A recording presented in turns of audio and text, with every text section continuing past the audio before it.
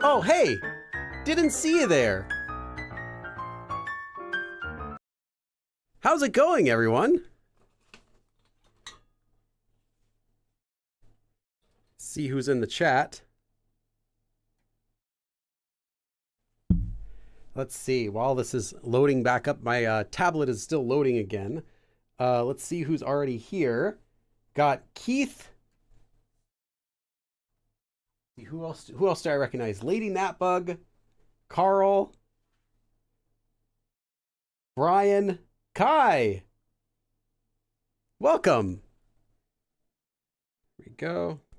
There we go. Okay, now we're back. For some reason, my tablet closed the app. I think it's not happy that I lobotomized it and installed something it's not supposed to have on it, but it works. It just doesn't like it, I can tell. Okay, we'll get started with the actual lesson at the top of the hour. Welcome everyone who's here early. If you have any questions, now is a great time for that. We've got about 20 minutes to kill before the actual lesson starts, and we have a lot of stuff for today's lesson, trust me. This is a beginner level lesson, but if you're here just stopping by for a second, you're thinking this lesson's too easy for me, Billy. No. There is some legit advanced stuff. I can't pronounce advanced stuff for you as well today. So there's stuff for every level. And as always, I'm going to keep it easily accessible to you no matter what your level is. So yeah, if you're learning these for the very first time, welcome. If you have learned these and you just want a quick review, welcome. If you already know these, welcome. There's something for everyone here, as there usually are.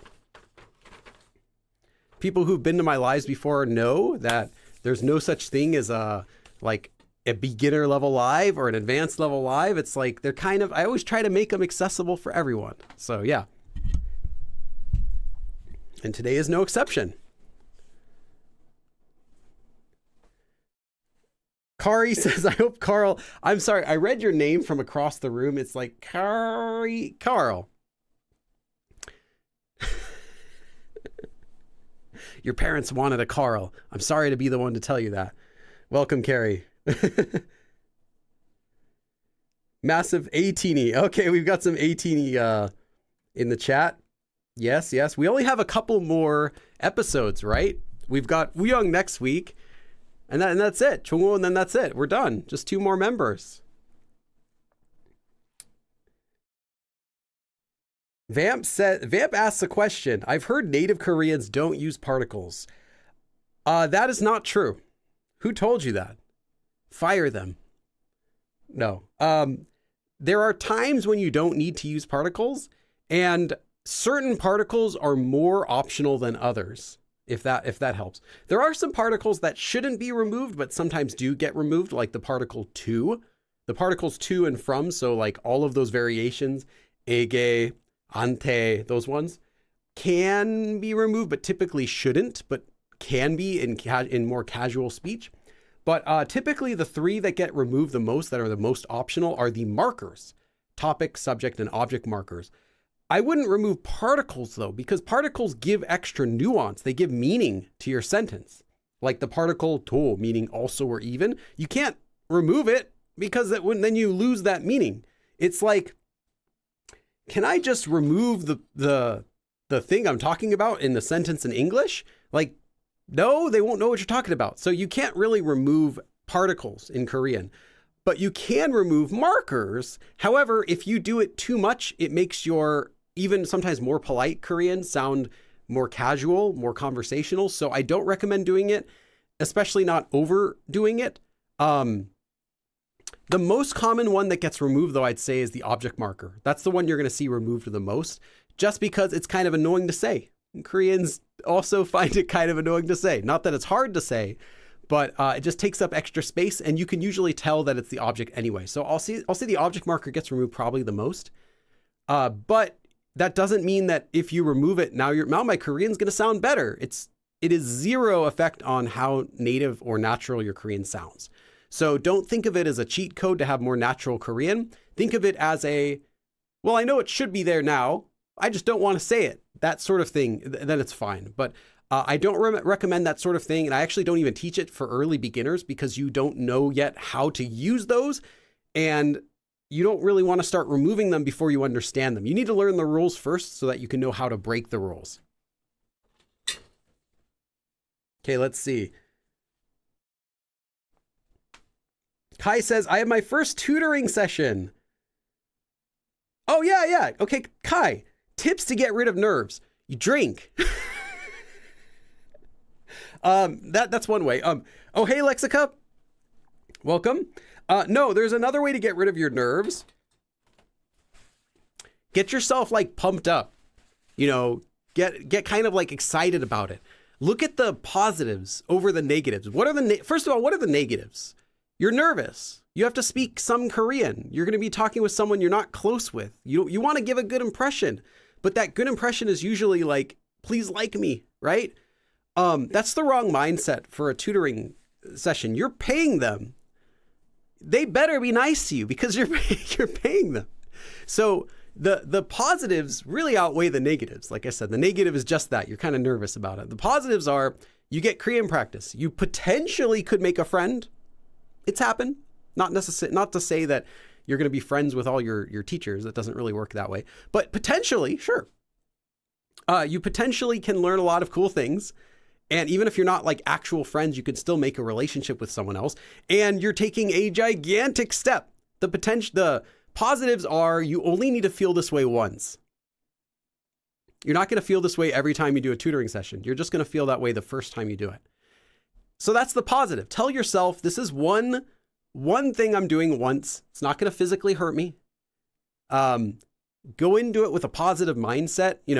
Get yourself pumped for it. Be like, yeah, I can do it. Woohoo! And it's over. You've done it once. That's it. I mean, you do it again, but the first time that's the nerve-wracking one, is that first time. I would try that. But then besides that, there is no like magic trick to just make your anxiety go away. I still deal with that sometimes as well, but.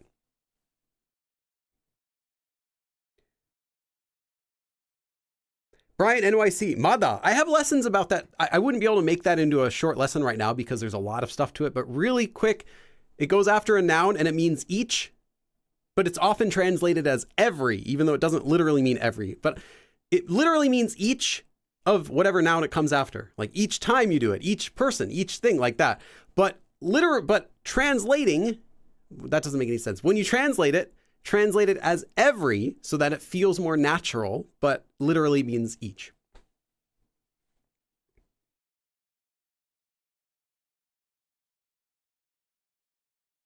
Carrie says, I practiced sentence, so now you changed it to care. Okay, that's much better than Carl, yes. The only ones I've had to remove is if there are more than 2 markers on the same sentence. And there's a trick for that. If you have 2 of the same markers right after each other, it's really common to remove one of them and keep the other one. Nikki asks, how important is it to learn how to write well? As in handwriting, not typing. If you have proper stroke order, I wouldn't bother any further than that. For reference, I'll be the first to say, like, if you look up to me as a Korean speaker, my writing is garbage. Okay? I've had bad writing. It's not just exclusive to Korean. My writing in general is not great. And it's been that way since I was a little child. I've liked writing. I've just never gotten good at it. No one cares. If you have the correct stroke order, your writing will look good. It'll look legible. They don't care that you have like that kid at school that sat next to you that had like perfect handwriting in their journal or whatever. You don't have to be like that. Of course, that's more impressive if you can do that. But no one cares beyond, can I read it? Right? Is it easy to read? And if you have proper stroke order, the answer to both of those will be yes. So just focus on having the right stroke order. Don't worry about having nice writing. It will be nice if you do that. Carrie says, I became friends with my Korean tutor. Okay, cool. Nice. Stephanie asks, what means Tue. Tue is conjugated from the verb 되다. Oh no! Drop my pen. 되다. 되다 becomes tue, like this. So that's like if you're making the yo form, like hada becomes heo, kind of like that. 되다 becomes tue, tueo, or tue, like that. Or you can have other versions, like if you have a sentence connectors, you like tue so, or whatever like that. It's the conjugated version. If that doesn't make sense, I have a beginner course. Like if we have to go farther back than that, I have a beginner course on my channel. I would start there, and that'll go over tue and everything.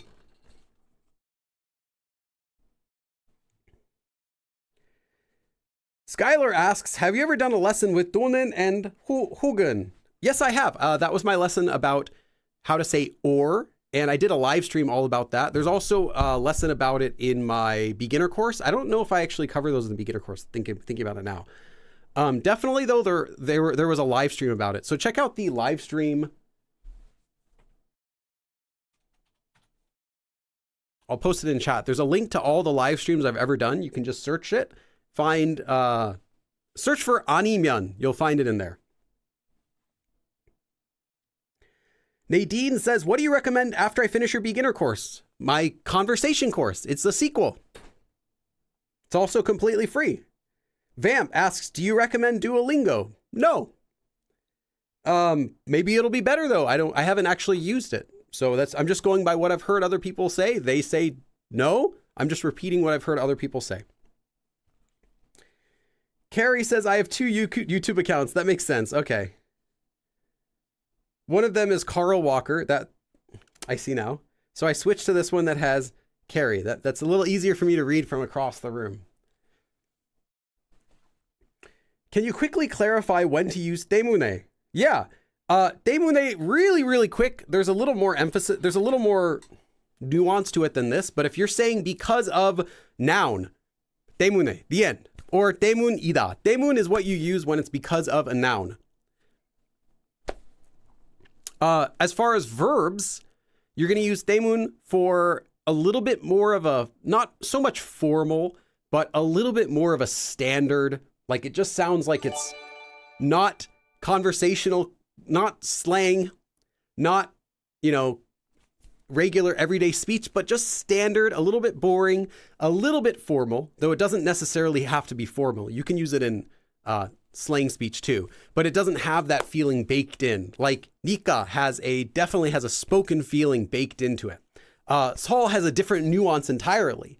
So 때문, I'd say the really quick answer is, am I saying because of something, a noun, 때문, and then something, or 때문이다, like 였어요. It was because of that. Now be careful when that thing is a person. If you're saying because of a person and you use 때문, it's actually like blaming them. So you'd want to use 덕분, which is a different one I've taught before. But if you're talking about just because of something, then you'll hear 때문 in every politeness level. Do you know a podcast on YouTube? Yes, Fisho, I did a lesson, actually not a lesson, I did a video all about my recommended podcasts. I uploaded that a few months ago, so check that out on my channel.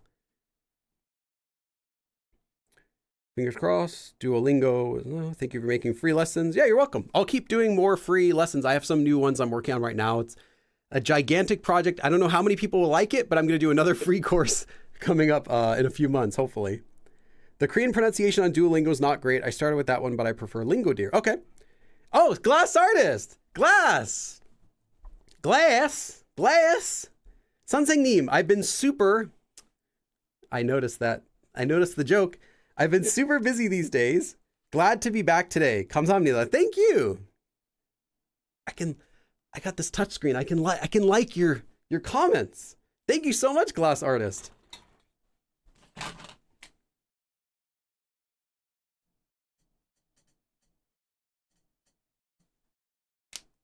One of these days, I'm going to do like a fan meetup, and this person's going to come into my fan meetup like silent. They don't say anything. They're like wearing a shroud, and they just kind of like float up to me, and they hand me like this like piece of glass art or something, and they're just going to walk away, and I'm going to be like, oh, it's them. And I'll never see your face. I'll never know anything about you. I'll just have this like piece of glass art to remember you by. Someday. Cooley Cheetown says, could I learn the beginner course in 3 months? I mean, you could watch it in one day. It's like 14 hours of content, I think, or something, or 16 hours of content. I don't recommend that. I think for a healthy amount, you could binge the first 10 episodes in one day because it's all just the alphabet. Download my cheat sheets. I have a cheat sheet. They're also free. This is all free stuff. Download my cheat sheet for sound change rules because that'll be lesson 10. And you're going to start to feel like, oh, this is hard. Nope. Download my cheat sheet, pin it on the wall, move on to lesson 11. From lesson 11 to 12, I think you can safely do 2 a day. 2 or maybe even 3 a day because those are simple stuff like, hello, my name is. I mean, you're going to be having fun. You could do that. Lesson 20 is conjugation for the Yule form. Do not rush that. Spend a whole day on that. Download my cheat sheet for it. It's free. Again, don't stress about it, but spend a day on it. Print out the cheat sheet, pin it on the wall for how to conjugate. From there on, from lesson 21 and onward, all the way up to 100, I would not do more than 1 a day. Even 1 a day is going to be pushing it because the lesson only takes like 10 minutes or so to watch, right? But you want to take some notes. You also want to get plenty of practice listening. You want to be watching some shows. You want to be watching some YouTubers, listening to podcasts, something. You also want to be getting a little bit of speaking practice, writing practice. So you need like a day to kind of absorb each lesson. So I would say from there, 3 months from there. So let's say if you're rushing, like you are really determined, I think 3 months would be doable because you can get 1 per day past lesson 20. The first 10 are 1 day and the next ones you can do like in 3 or 4 days. Yeah, I think 3 months is probably realistic. 3 to 5 months and you're doing a good job.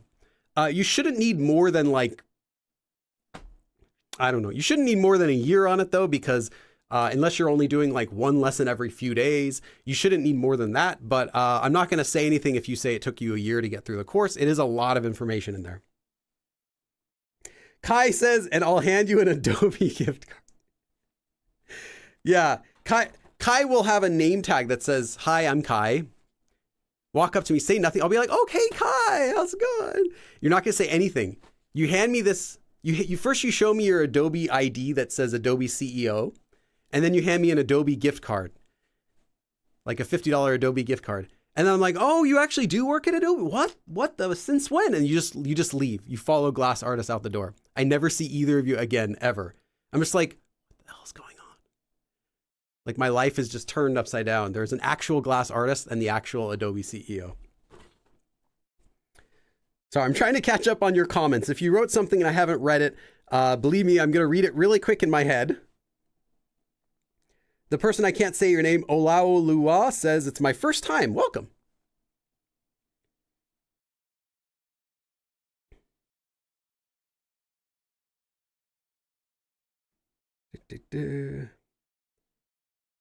Carrie says, you're practicing with your Korean friends. Nice. I spent a whole day on lesson 15, Cloud Natalie says. Yeah, I mean, I'm not going to judge you if it takes you a longer time. Some of that stuff is, some of it's going to be like easy for you and other stuff's going to be just like a brick wall. The 2 concepts that are going to be kind of like big hurdles are going to be sound change rules and conjugation. But like I said, I made the cheat sheets for that because I know they're kind of a bit tricky to get over. With the cheat sheets though, that should be a big help because, so let me show you. Sound change rules all fit on 1 piece of paper. Every single one. Really nice. And then verb conjugation also fits on 1 single page, including all of the irregulars. I mean, all of the rules for irregulars anyway. Not every single irregular in the entire world, but there aren't that many. Pretty much all of them fit within the irregulars here. That's it. I have other ones. There's one for like, that's an upcoming one. I'm still making a video about that. I have markers and particles, dates and seasons, postpositions, and I have a couple more. If you're one of my Patreon members, you probably have already seen these 2 coming up as well. There are a couple more. So these are ready to go, and you can get these on my Patreon right now. And there will be another video coming up for that.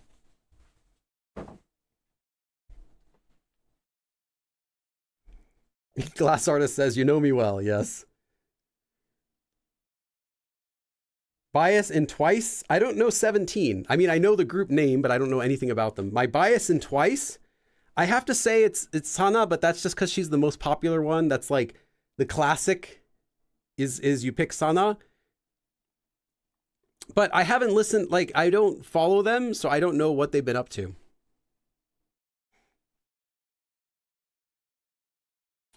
Cash Cow asks, they say the letter real, I'm going to read it because that's how you wrote it that way in English, is pronounced as an R when it's at the beginning and an L when it's at the end. Is that true? No, it's not true.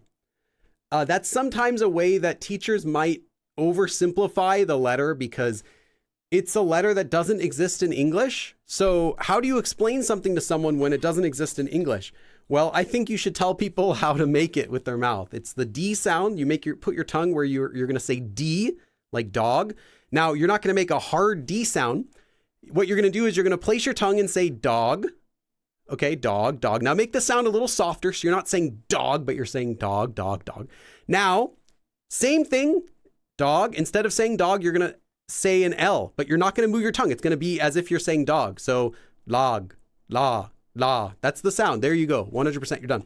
That sound changes how your ears are going to perceive it because of whether the tongue starts there or the tongue ends there can make a little bit of a different sound. Like when the tongue starts there, it kind of sounds a little more like an R, even though it's not, right? It's not, you're not doing an R sound. And when it taps, it kind of sounds a little bit softer. So it seems like it's an L, but it's actually not. It's still the same tongue position. And in the middle of a word, it can sound like one or the other more. So some words you might hear the vowel sound at the beginning is longer and it makes it sound more like an L or more like an R. It's nothing to do with how you Romanize it. It's nothing to do with the sound changing. It's just everything to do with how that tongue position sounds. So yeah, it's neither R nor is it L. I don't like calling it R or L either because I think it's more confusing to think of it that way. But if you have to pick one, I would say L because it's closer to an L, right? D is, it's just a little bit farther back than the L. It never gets back in the throat at all to become an R. R we don't make by touching our tongue to the roof of our mouth. R, the tongue kind of squishes back up, right? Raw, like that. You don't use the tongue to push up. So I think it's never an R, closer to an L if anything. Lady Natbug said, did you get a haircut? So thanks for noticing. No, I cut my own hair. Except when I'm in Korea, I get a haircut there. Why do I cut my own hair? Because I don't want to pay $30 for something that takes 5 minutes to do. So I have trimmers, but I didn't have the right trimmer. So I'd gotten a 3D printer for Christmas from my mom 4 years ago. And I use that every once in a while. And I used it again. This time I made a longer trimmer so I can cut my hair without having to do any scissors. So it's just all, kind of over the whole thing. And then I clean up the sides, but thanks. I feel good that someone noticed it and they didn't say, Billy, what happened to your hair? Why is it all messed up? So I'll take that as a compliment that it looks like someone else cut it. James Wool says, I cut my own hair too. Play A says, Jihyo for me. Okay, I can respect that. I mean, I can respect being a fan of all the members, but I haven't researched them at all in years since I did that video where I analyzed the foreign line from Twice. Oh, hey, Brian NYC. Thank you.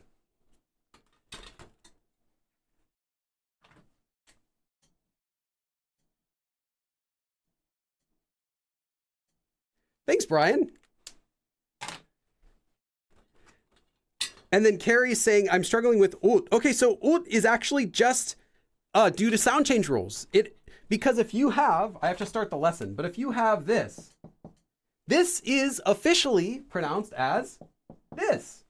That's not an exception. That's not an irregular. That's a default. Because if you have this, if you add a empty sound, it doesn't become a th, it becomes this. Officially, ushi, ushi. But when it's at the end of a word, ut, or if it's with a word that it can't flow through, like kam, for like fabric, ut, it still is this, utgam. And this becomes actually double. Gum, utgum. So that is also all in the sound change rules cheat sheet. If I can find it. Where is it?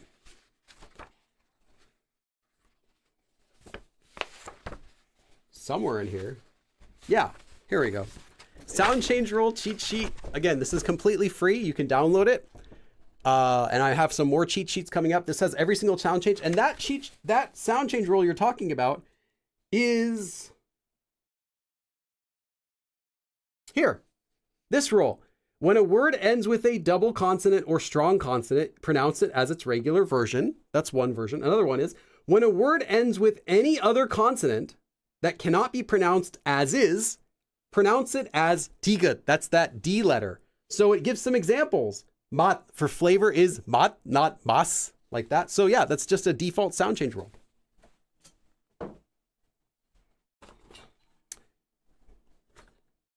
Kai says donation made via PayPal. Oh, and I just looked at the clock. I have to start our lesson. Kai is going to be our PayPal donation because... Oh, dude, Kai. Thank you so much. Kai sent a $20 donation. You'll have to believe me because it's not showing up in the chat, but she just sent that over PayPal. Thank you, Kai.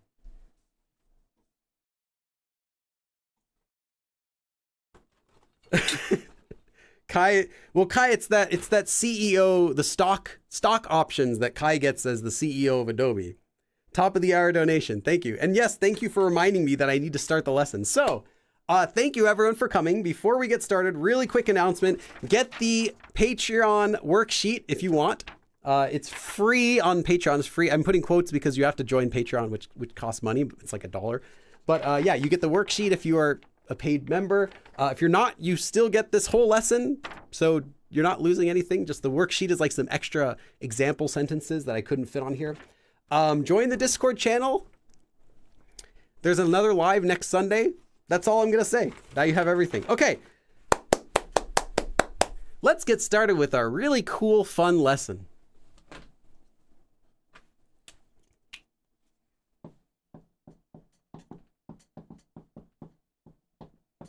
We're going to be learning about a lot of different ways to say and in this lesson. And we're going to start with the simplest way. That is with the particle qua or wa. Now, the way this works, if you already know this, don't worry. We're going to get to harder ones soon, but let's start off with something really basic. So you take a noun. If that noun ends with a consonant, so for example, kod, then you attach qua, or let's say, so if you have chip, you have chip, qua. Or if that noun ends with a vowel, for example, hakyu, then you attach wa. Pardon my horrible handwriting here. You get the idea. That's all you have to do to use this. And what this means is it can mean and, or it can mean with. So you can kind of imagine this particle as like you're holding hands with a noun. And by holding hands, you're either connecting it like and, or you're holding hands, you're doing something with that noun. And this noun can be a person, a place, or a thing, just like a noun in English. So you can do something with a friend, or your friend and you went somewhere, or you bought cheese and bread, or you made bread with milk, anything like that. You take the noun, you attach qua or wa, and then you finish the sentence. Pretty easy. So, when would you use this? Now, there are other ways to say and with, which we're going to be covering today, but why might you want to use this one, first of all? Well, this one feels polite. So, it's most commonly used. Did I just spit on my board? So, it's most commonly used in polite speech as well as in formal speech. Now, it doesn't have a formal feel to it. It's not fancy. You can use it in casual speech too, but it has a polite feel. At least this particle itself feels polite when you use it. So you'll see it most often in polite speech and in formal speech. So if you're speaking really politely or formally, this is the one you're going to want to use, not the other ones we're going to talk about. Okay.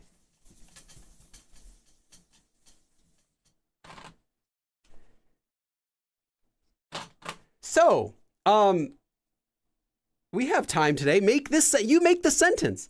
I studied Korean and Japanese, or I studied English and Korean. I made pasta and pizza. I ate kimchi and rice. Give me something. Make a sentence using and. I want you to connect two words together. I'll give you an answer if you don't know. I'm going to write one on the board while you're making one. So give me a sentence.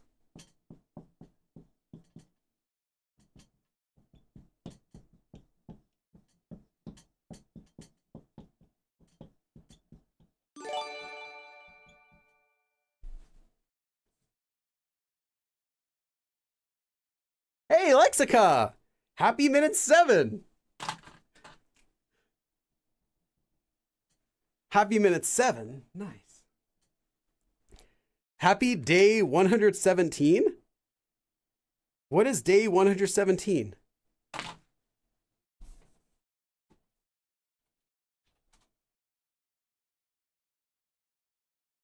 Ah, okay. It's a religious thing. I was like, it went over my head. I've heard that before. Okay. Thank you, Lexica. Well, I can like that. Yes. Stella's mom is talking to Carrie. Okay, when your mouth closes, carry the sound through. That's right, that's right. It's the same at the beginning of a word. The sounds don't start until you open your mouth, which is why Nian. Yes, yes, yes. That's right, Stella. Okay. I'm going to finish writing this and I'm going to check what sentences you have.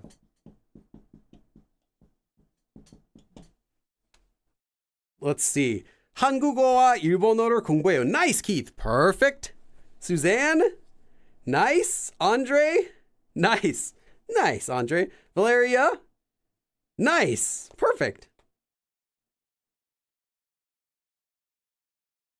Stephanie. So, small typo on 한국어. It should be like this, 한국어. But the end of your sentence, you wrote 배우십니다. So that is an honorific ending, the 십니다 or the 으시다 ending. And that means that you would be giving extra respect to the person who you're talking about. In this case, though, you said 저는, so you wouldn't use that ending because it would be like, I study. Like, it's really respectful to yourself, so you would never say that. It would sound awkward in Korean. So just remember, don't use honorifics, any of that 십니다, 세요, when you're talking about yourself. 친구와 한국어를 공부합니다. Mom, you're getting ahead of the class. We're talking about how to say it with and. I haven't given an example with yet, but your sentence is correct. Kai, nice, perfect. Perfect. 피자와 빵을 먹고 싶어요. 저녁으로 빵과 햄을 사줬다. Nice, 아야카다. Brian, 휴식을. Okay. So, Brian NYC, make sure that this is only used with a noun. If you want to say and with a verb, this is not part of the lesson, but you use the verb ending 고. That's it. There are other ways to do it too. If I covered them all, it would be a whole separate lesson. In fact, that's part of what I'm working on for the upcoming sentence connectors course is literally every single way to say and every single way to say every connector. So yeah.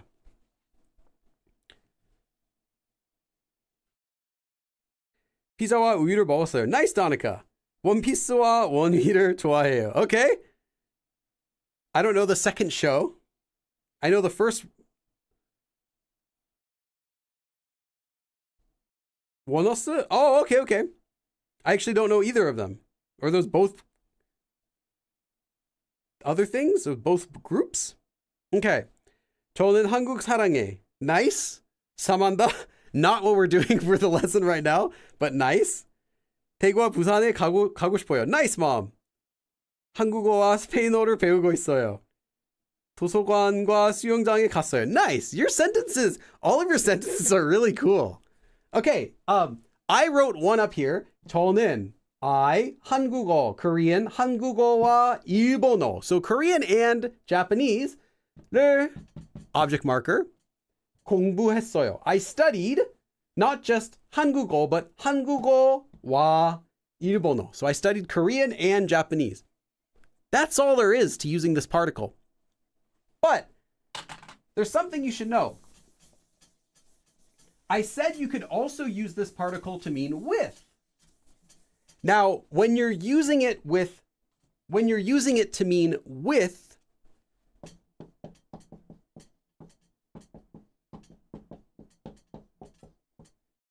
you could just use it as is. For example, you can interpret 한국어와 일본어 as meaning Korean and Japanese or Korean with Japanese. So I studied Korean with Japanese. Sure. It's common, though, to also add the adverb 같이, meaning together. So you could make the sentence 친구와 갔어요. I went 갔어요 with my friend 친구와. But you also could say I went together with my friend, right? Not just with, but together with, in which case 친구와 같이 갔어요. So I went together with my friend. Now, this is optional. You do not have to say together in order to get the meaning of with. The meaning of with is already in that 과 or 와 particle, but you can emphasize it by adding 같이, or you can also emphasize it by adding 함께. 함께 and 같이 have the same usage when you're trying to say together, but 함께 is more formal. So 함께 is less common, but you'll see it in poetry. You'll probably hear this one in songs, but in regular speech, 같이 is much more common. So let me give you an example sentence.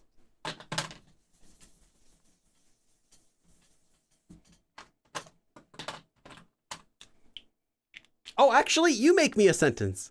Say something you did or want to do or will do or are doing or anything with a noun. It could be a person, a place, or a thing. Make a sentence. Short is fine. I'm going to write one up on the board while you're doing that.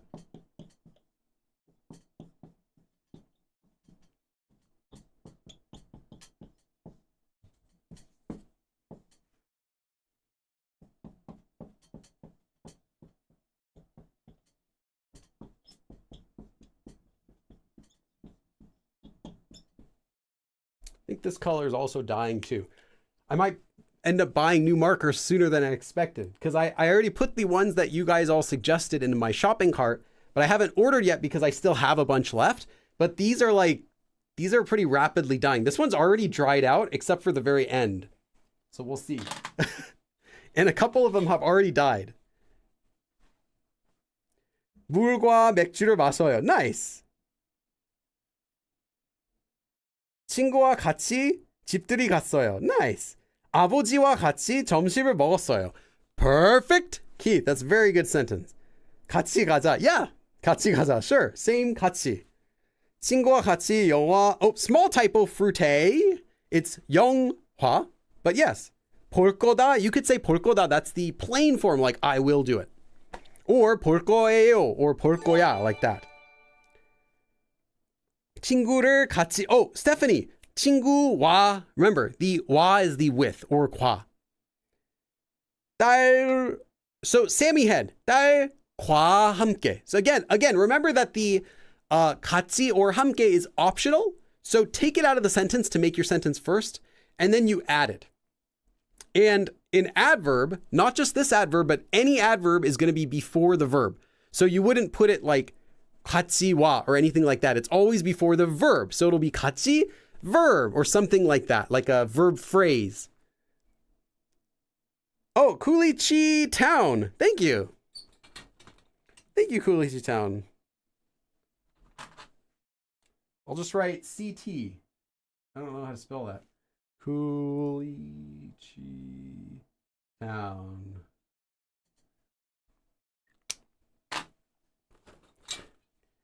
I am Ben. 130명과 같이 빌리의 라이브를 보고 있어요. Yes, you're watching my live together with 130 people. Nice sentence. 친구와 같이 도서관에 공부하러 갔다 왔어요. Oh, very nice, Valeria. I was like, I saw your sentence, how long it was, and I'm like, we're gonna have to fix some stuff, but no, you did a great job. 엄마와 영화 봤어. Nice, Vixie. 지금 영어와 한국어 배워요. Nice. 알? What is that? 음아? What's that? What is that, mom? 조커와 공원에 갑니다. Nice. 선생님과 같이 도서관에 공부할 거예요. So, in this case, you're going to be studying at the library is what you're trying to say. 도서관에서. So if you're doing something, if there's an action happening at a location, you use the particle 에서. There's only one exception for that, and that's the verb 살다, to live. You can use either 에 or 에서 for living at. Even though it's an action, it could use 에. But any action, so going, actually you wouldn't, not for going because you're not going at a place anyway, but doing something at a location, in this case, studying at, making something at, meeting someone at that location is 에서 because you're doing something. If you're not doing anything there, if you're just going there, then you just use 에. Stephanie, yes. So you'd have 과 or 와, and then 같이 or 함께, like that. It's a city in Sonora. Yeah, it's hard to read. I barely speak English and Korean as it is. 음악. Okay, 음악. Wait, mom, then you wrote 저는 음악을 소고기와 만들었어요. I made music with beef? Did I read this correctly? I made music with beef. Is this like did you make music with meatloaf? Is that what you're trying to say? I mean, he's passed, so I don't know how you're going to make music with him anymore. 러시아 수업이 끝났는데. So 끝내다 is to finish something. You are actively doing it. Something finishes. 끝나다. Okay. Let me I say it was either Meatloaf or Captain Beefheart. I had to pick one of those two. Okay. 철수와. So with our friend 철수 and our friend 철수. But kind of think of it as holding hands. So you're holding hands with 철수. And if you put another friend, 영희, now it's 철수 and 영희, right? But in this case, we're going to be doing something with 철수. So it's taking 철수's hand and the meaning is with 철수. 철수와, so in this case, with 철수, 같이, together with 철수. Again, this is optional. TV를 봤어요. So I watched TV together with 철수. 철수와 같이 TV를 봤어요. Okay, everything we just learned about how it can mean and or with applies to the next particle we're going to do as well.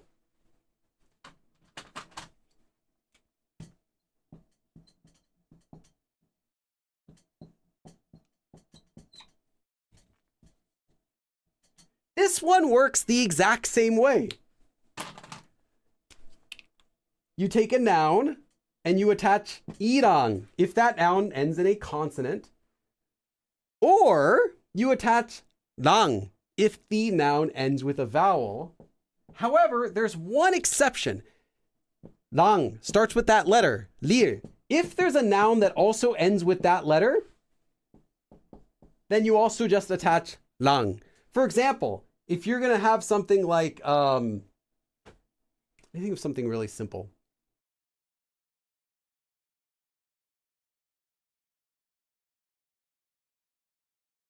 Something that you might know. We'll just do rice to keep it simple. 쌀. You wouldn't do irang here. You just attach 랑. So, hold on. Let me think of a better example.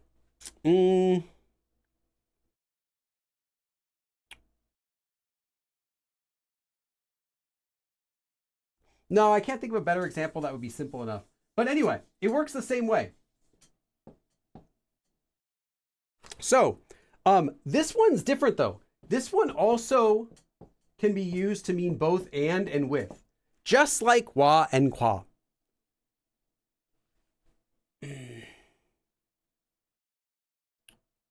Should come to, I think I did it backward. But I'm trying to think of one that would be simple. Because, yeah, that would also be over here as well. Yeah. It would also be over here. So I'll change that on my swap. I'll have it updated for the outline when that's done. Okay. So, and with. The difference, though, is wa and kwa, I said, are like polite. They have like kind of a polite feeling, so they're used in polite and formal speech. This one does not. This one has an informal feeling. So that means it's not formal, informal. You're not going to use it with formal speech. You're also not going to use it with extra polite speech. Just put a big no there. Yeah, because 동물. Thank you. I was trying to think of like a really, really basic level word that ends with a lir. 동물, and that would also be irang. So yeah, it should have been over. It should have been like this, which means you don't need to learn a special exception for it, which is good. Okay.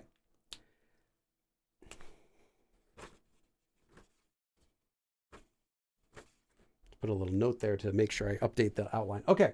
So don't use it with extra polite speech and don't use it with formal speech, but it doesn't mean though that this is slang. It's not only used with casual speech. Just know that it's okay to use in regular informal speech, in regular polite speech, but do not use it if you're trying to be extra polite.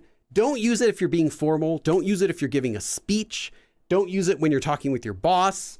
And you probably don't want to use it in your schoolwork because that is going to be more formal, more standard when you're writing essays and giving assignments like that. So be careful how you use it, but it is not slang, it's not rude, it's not impolite or anything like that. You can use it with regular polite speech. Okay, that is everything you need to know about this. So let me do a couple examples.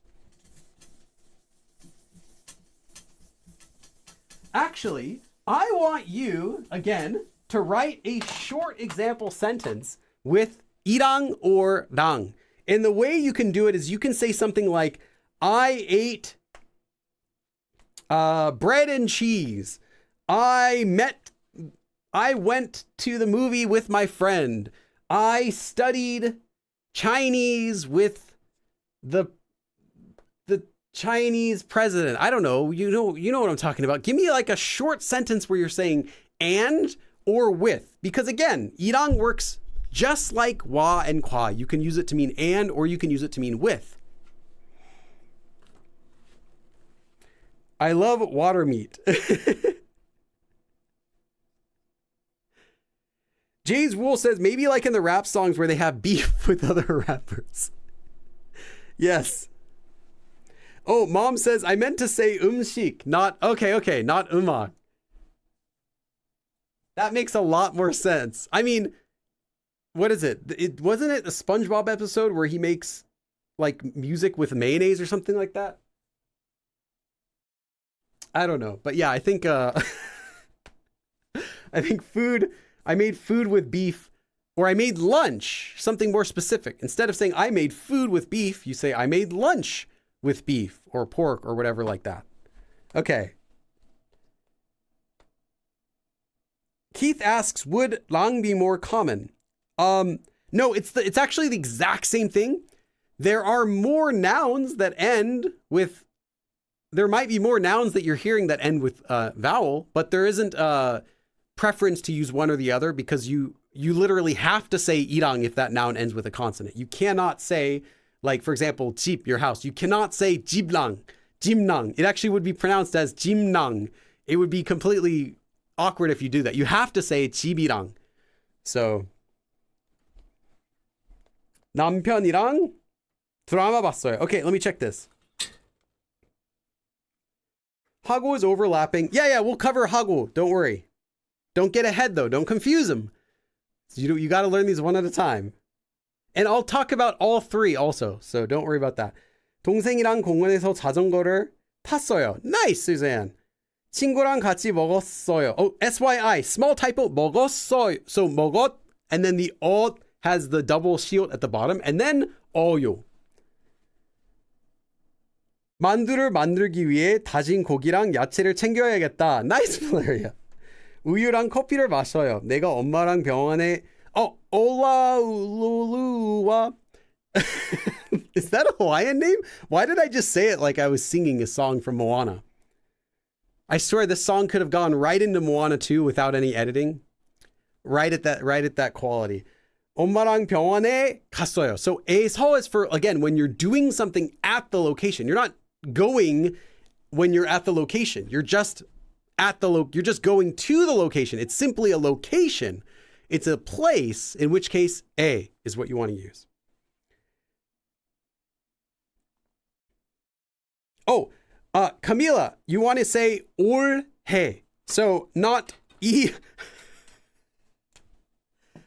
I'm not making fun of you, but let me make fun of what you said for a second. Okay, what Camila said is, okay, well, first let me tell you what it has to say. Okay, this year, there are actually two ways to say it, but this is the most common. 올해 is this year, 올해. Now, what Camila wrote is 이, which, you know this means this, and then, Now, you might have learned that this means year because you'll learn it like what year is it? 2025년. Literally 2025, the year. This is not the word for year. This is the year. The word for year is this, if you want to say year. So you could try to say 이해, but that's not how they do it. You actually could say 이번 해. That's a different word. But this is not the word year. If you use this as a word, not as a counter, where you're saying how many years, but you use it as a word, this is...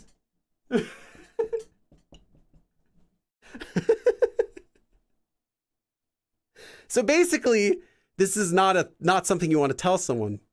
And in Korean, you can insult people by saying 이 before what you call them. For example, if you want to call someone an idiot, the word for that is 바보, which is not a very strong word. It's not like a swear. 바보 is just, yeah, you dummy. But if you say 이 바보, literally it's saying this dummy. What you're saying is this, look at this dummy right here, is what you're saying. So yeah, 이 바보야, is how you say 이, and so you insult people by saying this when you're in front of them to call them, you are this. You don't say you are 바보, you say this 바보. So basically, so don't say that. So the word again for this year is 올해. Now, this, because of sound change rules, let me get this off the board before I get demonetized.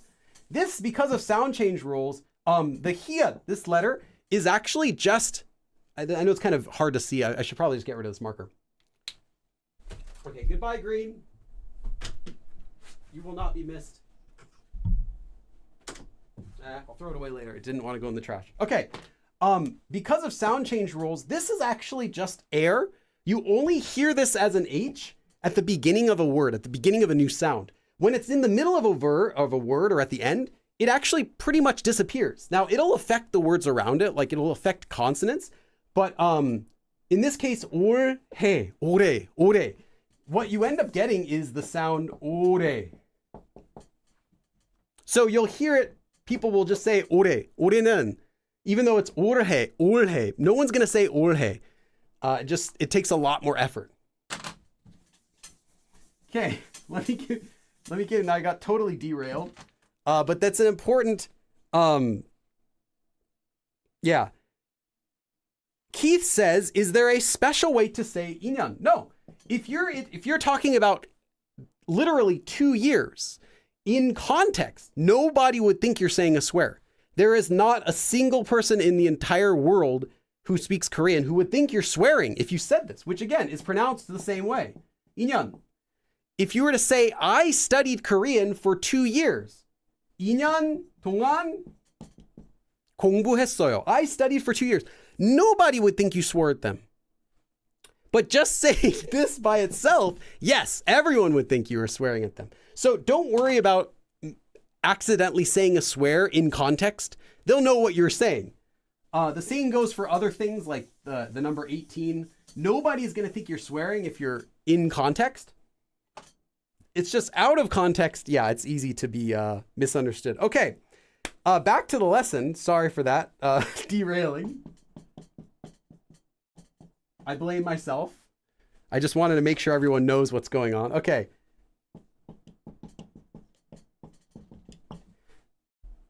친구, my friend. 랑, with. 갔어요. I went with my friend. The end.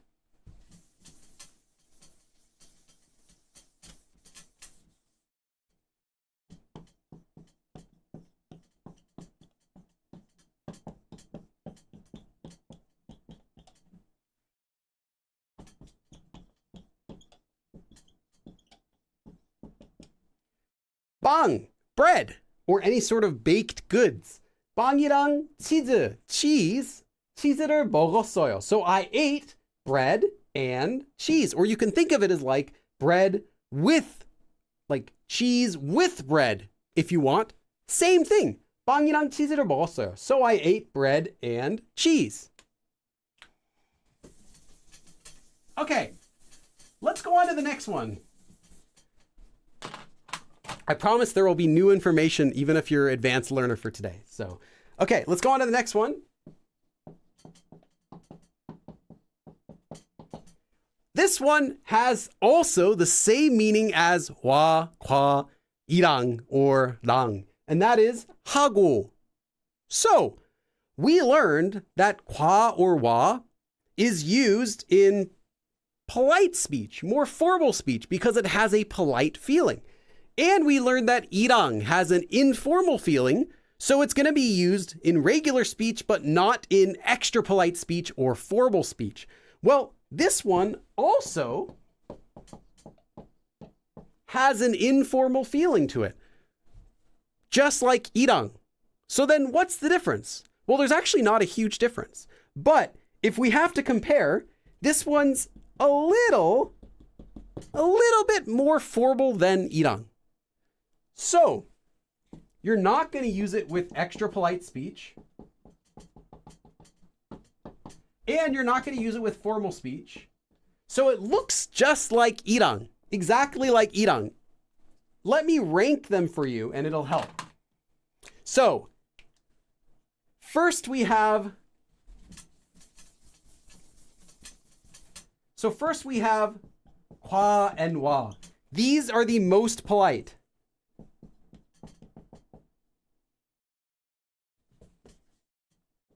Then we have hago, which are informal. And then we have irang or 랑, which are more informal.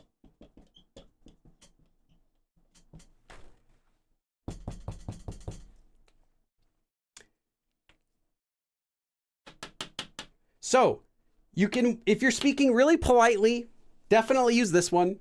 If you're speaking more casually, use this one or this one. And if you want your speech to sound as impolite, as casual, as slangy, if you want your speech to sound more informal, then use irang. But none of these are rude, and none of these are only used in formal speech. Just keep that in mind. So that's the order. Now, of these, one of these is the most common.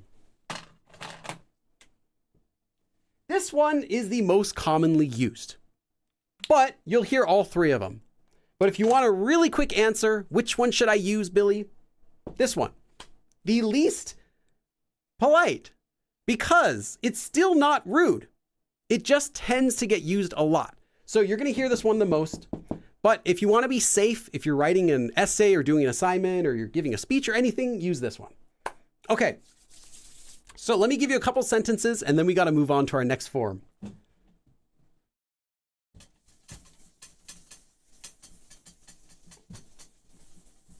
Again, you just take a noun and you attach hago.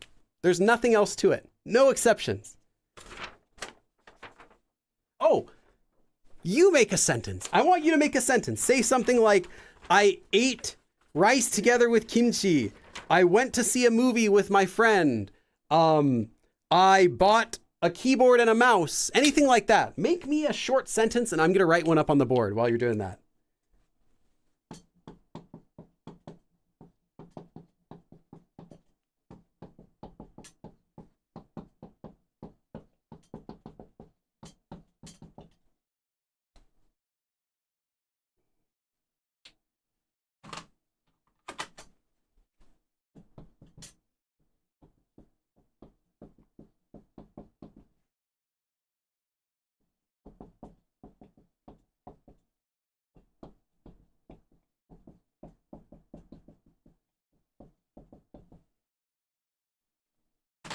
Okay. Got 2 sentences there we'll talk about in just a second. Kulichi asks, how long until you start to understand a native speaker? That depends 100% on how you're learning. There is no answer. There are people who've studied Korean for 10 years that cannot introduce themselves in Korean. Well, they can introduce themselves, but they can't do much more than that live in Korea because they avoid trying to practice Korean. And then there are other people that really, really get into studying, listen to tons of listening resources, get tutors or friends and practice every single day, and they're conversational within a year. So there isn't an easy answer to that question. I can give someone an answer though. If I have more information about them, I could give you like advice, like, oh, it's probably going to take you this long with what you're doing. I can also say, if you're doing this, like if you're studying this and doing this, then it'll take you this much time on average. But that would become a very long answer to answer that question. So maybe I'll make a future video about that. 나박이랑 가방이 같은 것 같아요. Okay, I think a moth and a bag are the same thing. They are definitely not.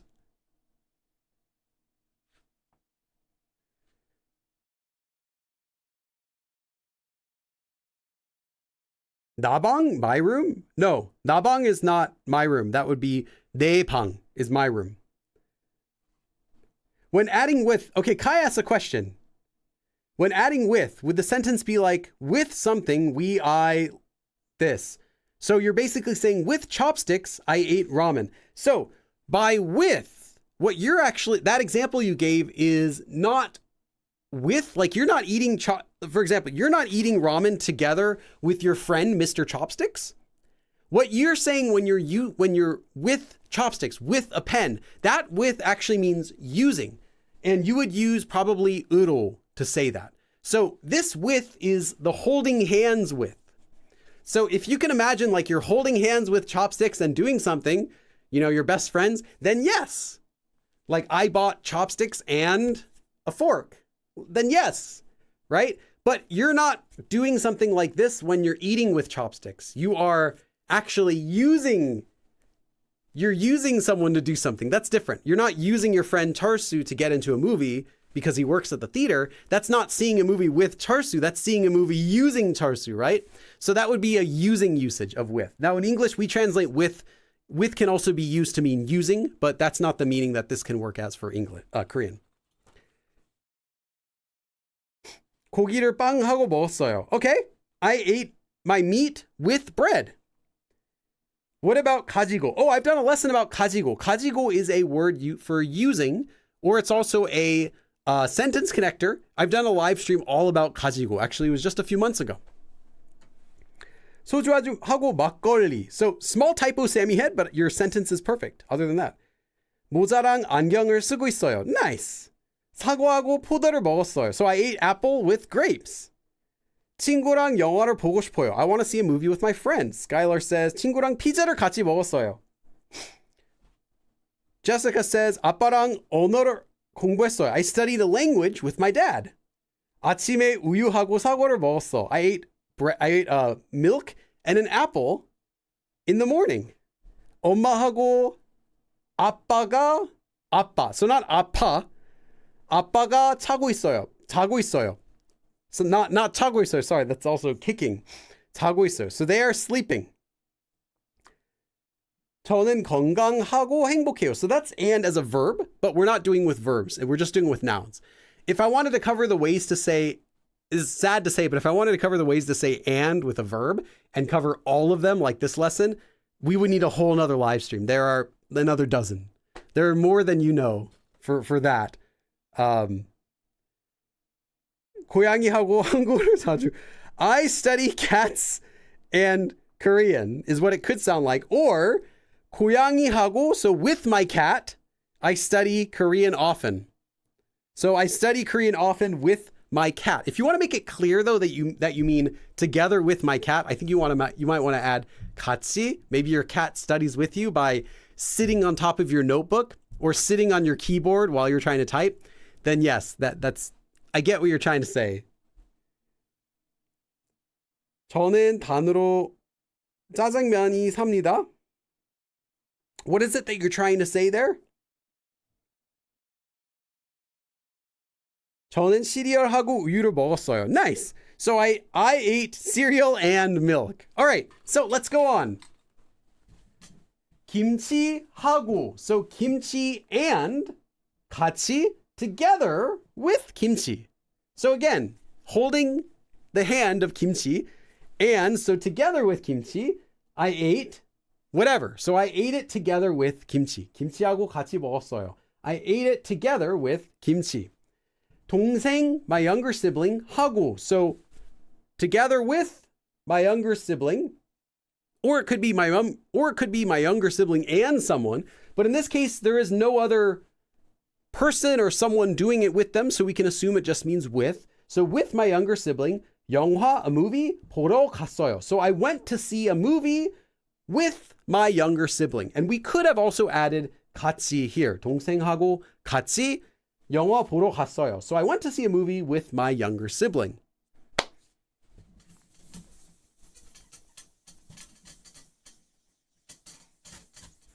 Okay. Those were the most basic three, but we still have 5 more.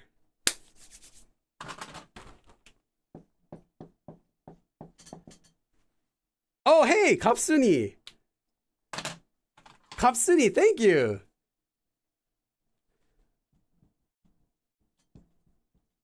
Your name's interesting, 갑순이. 감사합니다.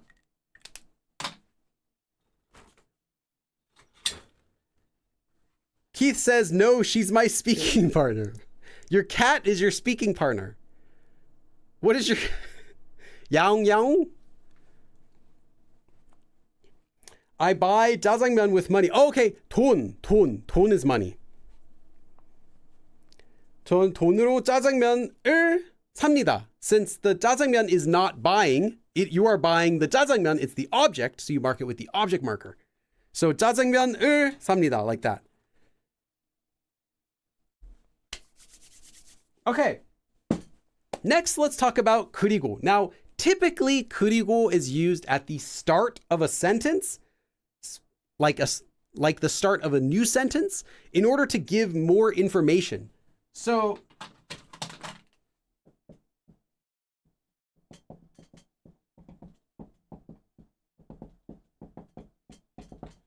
normally you're going to see a sentence begin with 그리고, and that will mean like, in addition to that, or and, or also, and then you can say something else. So normally it's not a way that you would connect words together to say and. First, let me give you an example of what I'm talking about, and then I'll tell you how you can actually use it to also mean and. So let me show you.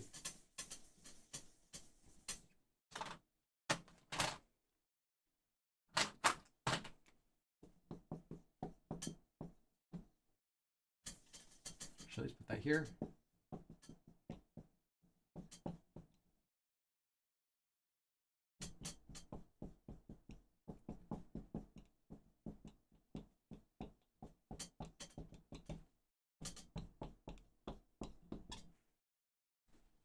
Do I need to throw? I think I need to throw this one away too. You can barely see it. Okay, after the sentence, I'm going to get rid of this.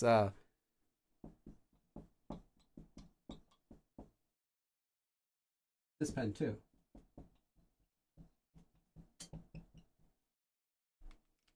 Okay. 저는 38살이고, so I am 38 years old, and 미국 사람이에요. And I'm an American. 그리고 in addition, or and, or also, 미국에 살아요. I live in America. Or also, whatever you want to say. Now, there's something wrong about how 그리고 tends to get used by Korean learners. This sort of usage is perfectly fine. So I'm 38 years old, I'm an American, and I live in America. Fine. However, do not use 그리고 every time you want to add information to what you're saying. Sometimes I've heard beginners make a sentence and then they say 그리고 and make another sentence when those two sentences could have been connected by the word and in English. For example, if you wanted to say, yeah, I'm 38 years old and I live in America. In English, we would say that as one sentence. We wouldn't say, I'm 38 years old. I live in America, right? Using 그리고 has an emphasized feeling. It feels really emphasized when you say 그리고. So it's not just saying, and I live in America, but it kind of sounds like saying, in addition, or also, or and I live in America, like that. It has a lot of emphasis. That's not to say that you don't use it, but it's not used in every single sentence. So something 그리고, something 그리고, something 그리고. It'll sound really repetitive and awkward. So only use 그리고 when you're fine, sounding like in addition or also, like that. And don't just use it for saying and. If you just want to say and, use the connector 고 or one of the other many connectors that can mean and. So I am 38 and I'm an American, like that. You could even say 미국 사람이고 or 이고요, like that, whatever. But using 그리고 has a stronger feeling. So in this case, it's okay, but you don't want to overuse it. And you definitely don't want to use it multiple times in the same short time frame. But this is not what we're going to be talking about with 그리고. This is how it's typically used. But there's another way you might see 그리고 get used.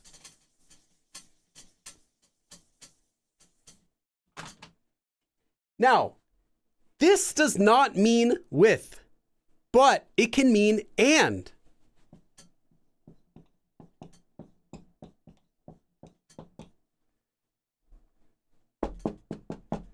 You can also use 그리고 to connect nouns together to mean and, just like you could use hago or the other ones together.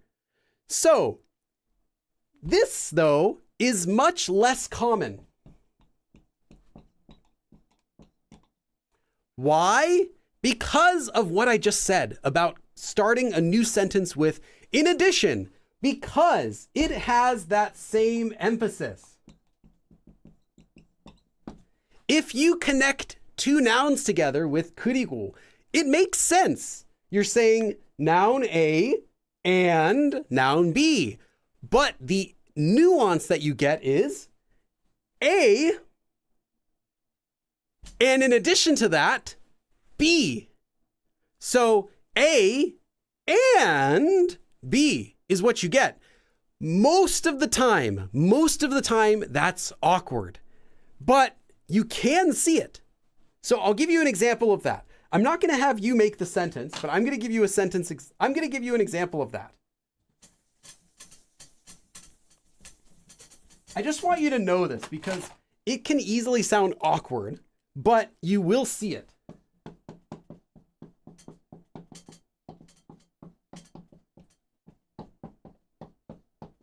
In fact, this is probably when I'll see it the most, is when you're ordering something or someone's saying back your order, and you'll see why. Actually,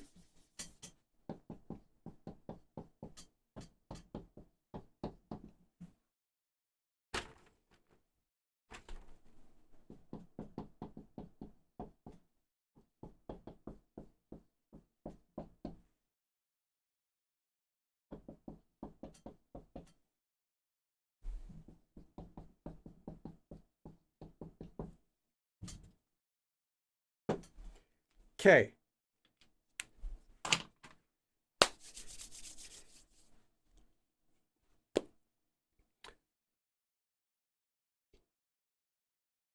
Let's make sure I'm not missing anything. Ji-hoon Lee, hago naso is not hago.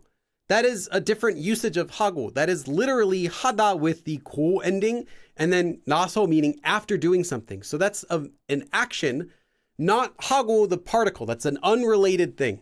I mean, originally came from that, but it's unrelated because now it's used as a particle. It's not being used literally as hago, which could be hago naso. So don't get those confused. They're unrelated. 감자튀김 is French fries. So 감자튀김 하나. So one order of French fries. 그리고, and in addition to that, in addition to one order of French fries, 딸기, strawberry, shake is shake, 딸기 shake, so strawberry shake, 하나 주세요. So what we get is, please give me one order of French fries, and in addition, one shake. So you see how it has that extra nuance.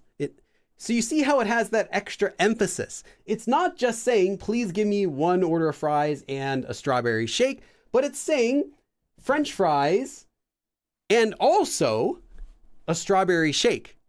So because of that emphasis, this is going to be very unnatural in regular sentences. I'll give you an example. Today for lunch, I ate pizza and also milk. Very unnatural. You can think of this in English, right? When would you say, and also, to connect two nouns together? It's kind of okay when you're ordering something because it's like you thought of it just now. You're like, oh, and, right? So it sounds okay. But if you're repeating something back and you just want to say and, if you're just saying something and you're saying and there are two nouns or more, you're not going to use 그리고.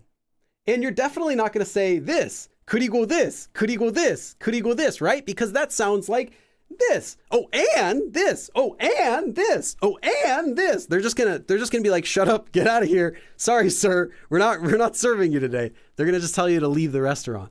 So use it sparingly or don't use it, but just know that it has that extra emphasis. Oh, and there's one more thing. This is the official way to spell shake, but more often you're going to see it spelled like this. Shake. Now this is officially incorrect, but this is how most people will spell it. But this is how it should be spelled, and this is how people will say it. Shake. So just know that. You'll see both of these, but this is the official one. This is the unofficial one. Pronunciation-wise, the same. Okay, let me check the chat just for a minute. I don't want to go too fast. Lady Natbug is asking about 그리고. No, but the next one, yes. So hold on to that thought. Mom says French fries dipped in strawberry milk. I think you mean a strawberry shake.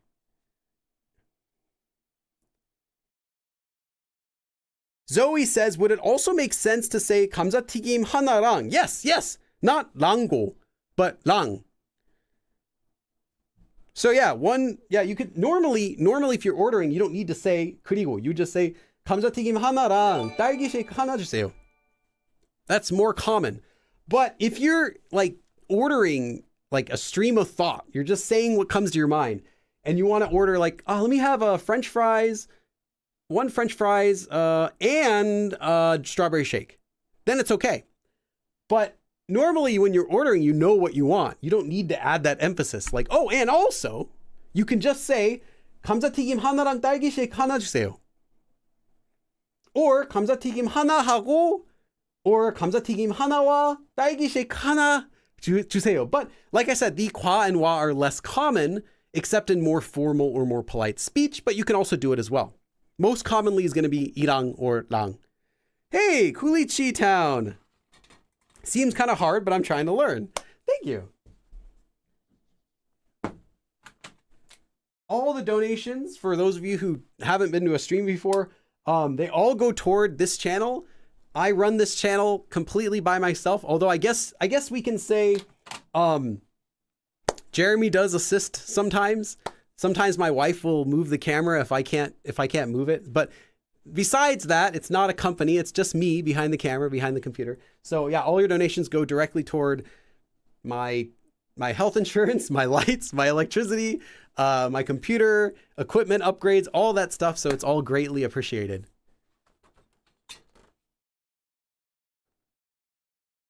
Elaine says, when you left out something in your order and want to add it. Yes, and that can also be while you're in the middle of ordering if you forgot to say it.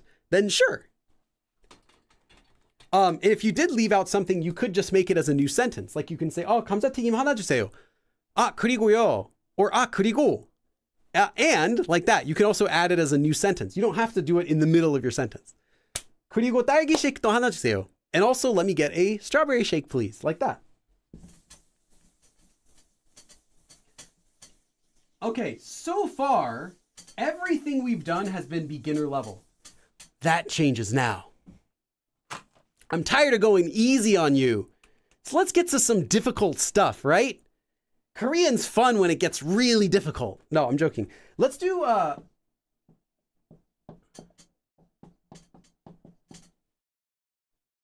meat.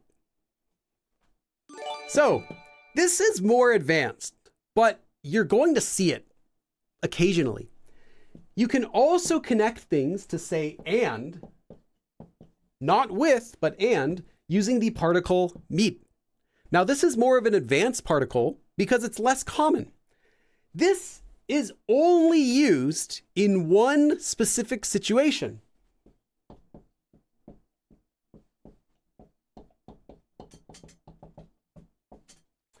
This one is an official sounding particle. What is official sounding? This is only used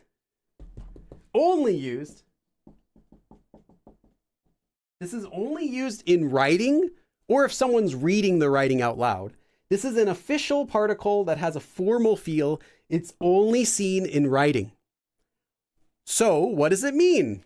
Well, I told you what it means, but what does it feel like?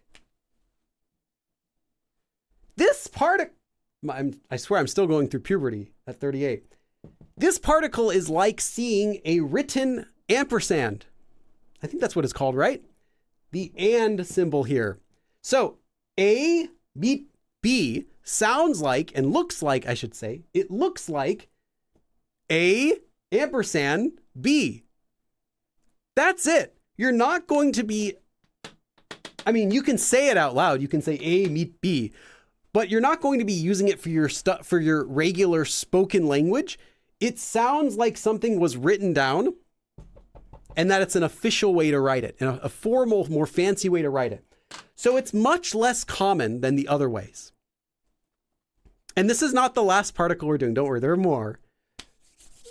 Oh, Carol G. I know that's Australian, but I'll count it. Someday I'll go to Australia. I've never been there before. I do have family in,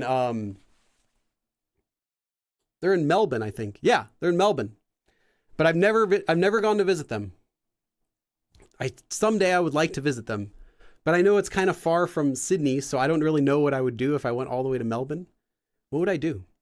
I mean, I don't know what I would purposely go there for. I guess I could try Tim Tams, but they have Tim Tams now in the grocery stores in LA, I found. Just as of a few months ago, Tim Tams are now in the US at like regular stores. It's so weird. I swear I saw them at Albertsons the other day. That's like their regular, like a supermarket. It was really weird. But anyway,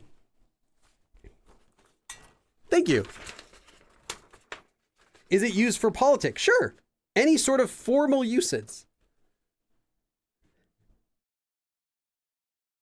Kai says, speaking of which, part of my next donation is for Jeremy's Games or something.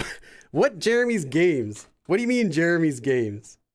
And Sunny Southpaw says, the funnel web spiders are the reason I don't want to go to Australia. Yeah, everything in Australia is trying to eat you. I think that's how it works. Melbourne has good food. Really? I didn't know. I don't know anything about their food. I only know about Australian snacks. Like I have the Milo. Is it the Milo, I think? Yeah, the powder, the chocolate. And Tim Tams are good. Sprinkles are good. I've had the caramel koalas. Those are pretty good. I've had a few other things. Oh yeah, and then is it Vegemite? Vegemite, I've had that. I actually really like it. I have some in my fridge. It's really good. Like, you don't eat it plain, but if you put a piece of toast and then put a little bit of butter on there, and then you spread a little bit of Vegemite over there, it's really good, actually. I see why people like it. Okay. Yeah, Tim Tams are great. Tim Tams, you got to break off the edge. You like bite off the ends, and then you suck up your milk through it like a chocolate straw. Yeah, it's pretty good. I have Tim Tams also at my house. Actually, they have a store brand version of Tim Tams now that they sell at Aldi in the US. And I compared them with the real brand of Tim Tams, and the chocolate flavor is a little bit different, but they're really good. So I accept them. Donation made via PayPal. Donation made via PayPal.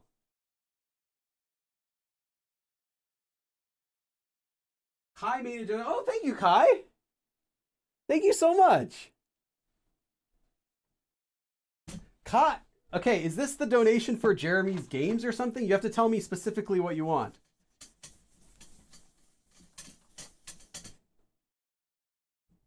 If it's going to a different fund, I'll put J there.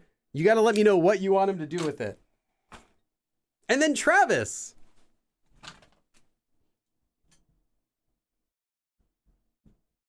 Thank you so much, Travis, as well. What did you say, Travis? You say, thanks for putting up all these free lessons. You're welcome. My fiance is Korean, and I'm doing my best to learn Korean after years of studying Japanese. I know how that is. Yeah.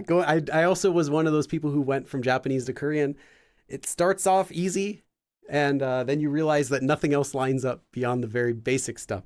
And how do I say G or K properly? Yeah. Okay, really quick. So this letter is what you're talking about. This letter is known as the kyok.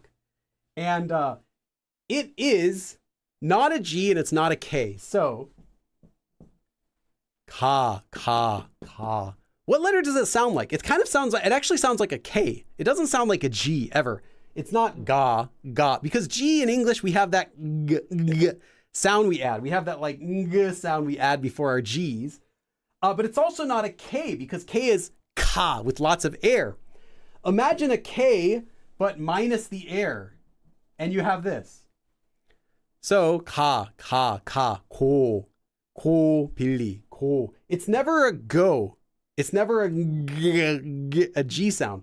So imagine a K with all the air taken out of it. Like you punched K in the gut and you're just left with ka. The reason is if you add air into it, you get this letter. The kia. This one is like a K. Ka, ki, ko, k. That's the K sound. It's not exactly the same as a K in English, but that's that harder sound. So take out the air from an English K and you're left with that letter. That's my one minute lesson for that. Okay, check the chat really quick and then I'll go back up. Kai says just for his Roblox, he likes Minecraft. Just for his, we don't let him play Roblox because of the chat is a little bit, it's not as friendly. It's, yeah, not Roblox, but Minecraft, he does play that. Thank you, Kai. I'll let him know. I'll give him some coins because he's saving up. I think he might have enough now. He's saving up to buy another year of Switch Online because his is expiring, I think, next month. So he is like $3 short. So I think then he'll be able to get it now. So he'll be really happy to hear that. Thank you. Okay, let me give you an example of meat.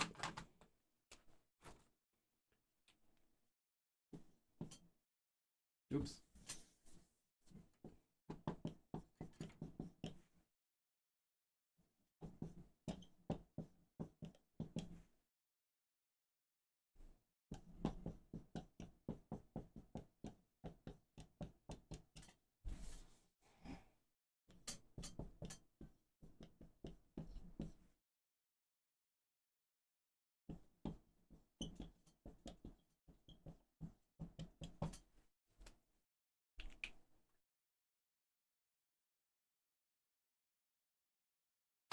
요즘은, so nowadays, lately, AI, which is just AI, AI로, so using AI, 검색 is searching meat and 요약 is summarizing. 이 가능해요 is possible. 가능하다, to be possible. So lately, using AI is possible to do searching and summarizing. Searching and summarizing. That's it. It's just connecting them together, like a plus sign or an ampersand. Think of it like that. You're not going to say this though out loud. If you were just talking with someone, you would never say 검색 및 요약이 가능해요. You wouldn't say it, but you could write it and it would have more of an official feel, more of a fancy feel to it. And it is used commonly for like research papers, reports, stuff like that, because it's short. It's one syllable that you can quickly connect two things together. Let me give you another example. I know this is a little bit complicated. Don't worry about that. You don't need to learn the sentences. Just learn that meet means and.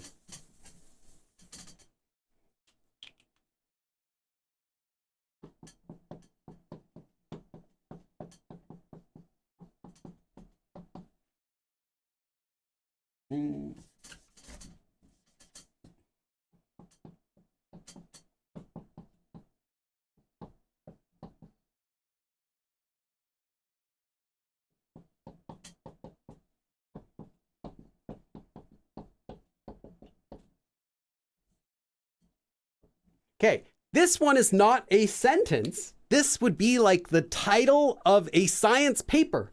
Melatonin, which is melatonin. Melatonin A, so melatonin's something that is for melatonin. 효능 및 부작용. 효능 is the effectiveness. 및 and 부작용 is a side effect. So this would be like saying the effectiveness and side effects of melatonin. So this would be like the name of a paper. 멜라토닌의 효능 및 부작용. Again, it's just a really short, official sounding way of saying and when you're connecting nouns. I'll leave this up for a second in case you want to write it down. And then we still have some more to go on to. There's more. There are more ways to say and.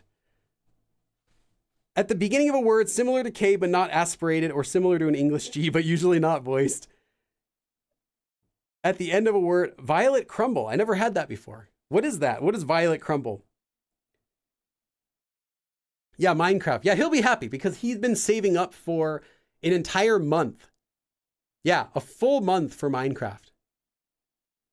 So he hasn't been using any of his money. He normally gets a little bit of money from us for having like good behavior at school and stuff like that. But he's been saving it up. He's been like, he'll go to the store and he really wants to buy something, but he'll be saving his money instead so he can purchase the next year subscription, because that costs like $20 per year so he can play online Minecraft with his friends. You can set an account for kids in Roblox so they can't even see the chat. That's right. We have it like that for Minecraft where he can only see the chat for his friends that he's added. But Roblox is a little bit different because Roblox has a lot of different types of servers where kids, even though they're not chatting, they might make inappropriate things. And it's also a lot of adults that are using it too. So we didn't feel it's as good of a game. Like, it's not quite the building experience of Minecraft, which is just like Legos. Roblox seems more like a regular, just a game where you're running around and playing and doing stuff versus like making stuff. So that's the main reason. But when he gets older, you know, he can play it if he wants. Oh, someone asked in the chat if I have a lesson about the words for to wear. I actually did a whole live stream about those several weeks ago. You can find in my live streams playlist the full version. I didn't make an abridged version because it was just a casual live stream. But yes, we went over every single way to say to wear. I want to say it was last year in like October, sometime around there. So yeah, check the live chats for that, for how to say to wear. Okay. We've gone over now all of the basic ways to say and a couple more complicated ways, but there are still 3 more that I need to cover. The first one is 또. Now, 또 means and or in addition. And the way it works is just like 그리고. Remember how I said you can use 그리고 to kind of say like, oh, and, or and in addition, like that. 또 can be used in that same way, but the difference is 또 is more formal sounding, a little bit more fancy sounding than 그리고. And as a result, 또 is less commonly used. But I definitely recommend writing it down because you will see it. It's just less common than 그리고. 또, blah, blah, blah, blah, blah, like that. You'll hear it like a teacher might use it when they're lecturing because it does have like a, and in addition, it has more of a formal feeling versus 그리고 is like, oh, and in addition to that, 또 is, and in addition, it has a little bit fancier of a feeling to it. I'm going to give you a quick sentence with each of these also, so don't worry.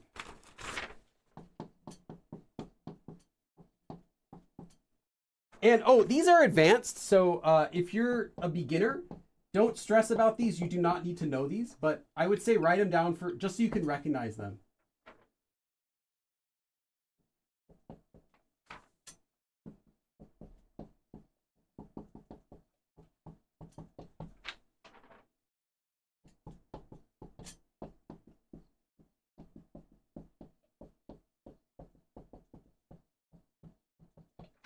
Okay, this is not a fancy sentence, so I'll keep the sentences basic for these, but 친구와 점심을 먹었어요. So I ate 점심, I ate lunch with 친구, with my friend. Random trivia, 점심 is actually the same word as, you might have heard the word dim sum in Chinese. It comes from the same word, which means lunch. So dim sum, although in Chinese it means breakfast, but it's originally from the same word, dim sum. So anyway, 점심 is dim sum. Okay, 친구와 점심을 먹었어요. So I ate lunch, 점심, with my 친구. 또, 그리고 공원에 갔어요. And, in addition, we went to the park. So I ate lunch with my friend, in addition, and also, we went to the park.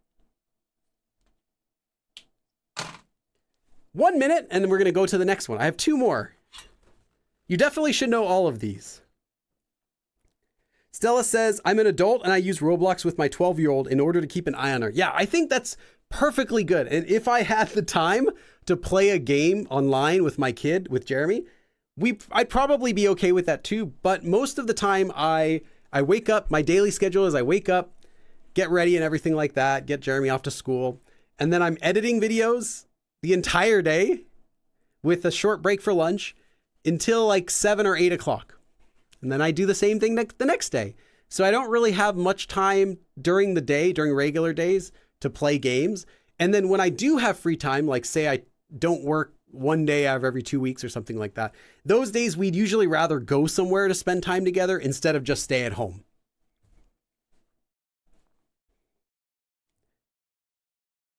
Gina says, I've been wanting to learn Korean and I'm going to be starting to use your videos. Nice.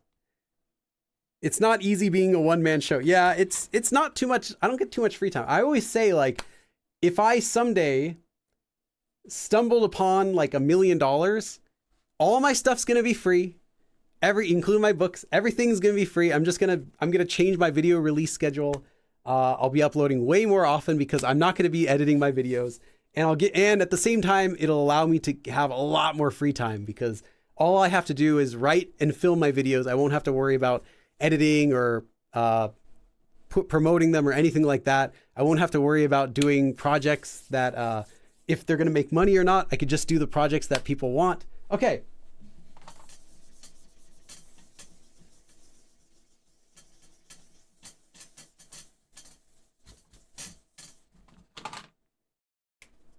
Next. First we had 또. Now we have deohan. It looks similar to 또, but it's different. However, the definition is the same, but the way it works is different.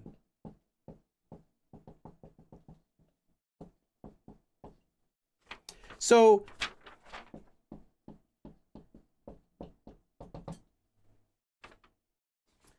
deohan.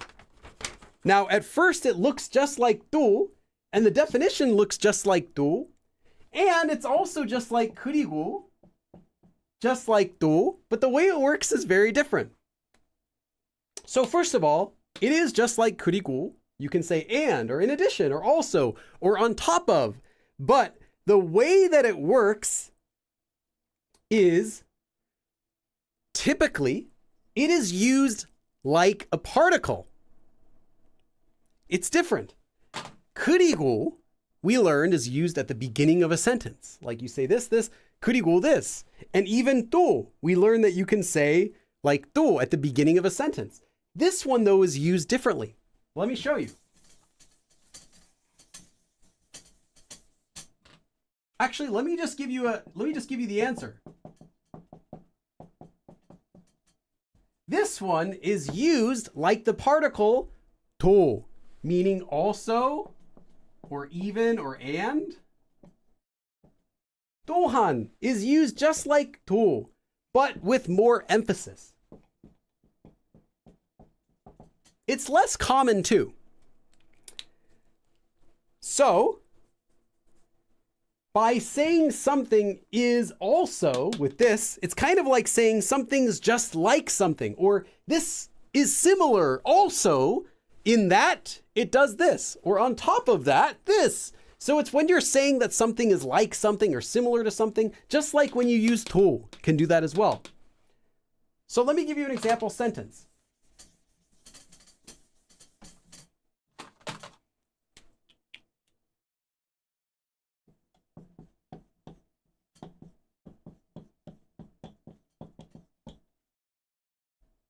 I'm just going to throw this away. This pen's getting too faded.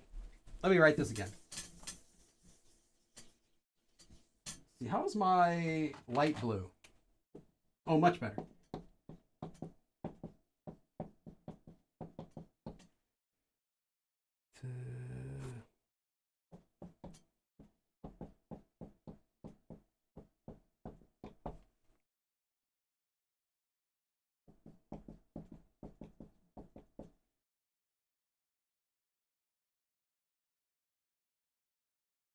Okay.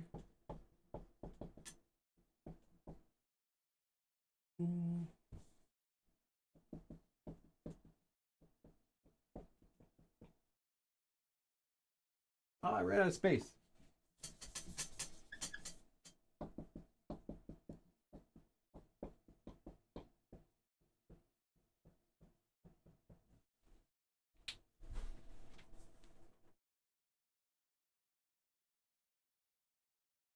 Okay, first sentence. This is how it's used like 그리고. 여기는, so here, 디저트, desserts, 예뻐요. So the desserts here are pretty. This place has pretty desserts. 또한, 그리고, more emphasis, and, in addition, 가격, the price, 합리적이에요, is reasonable. So on top of that, the prices are reasonable, is what you can think of it as. So it's not just like saying in addition or and, but it's kind of like on top of that. It has more of an emphasized feeling. But, oh, let me just load up my other example sentence here.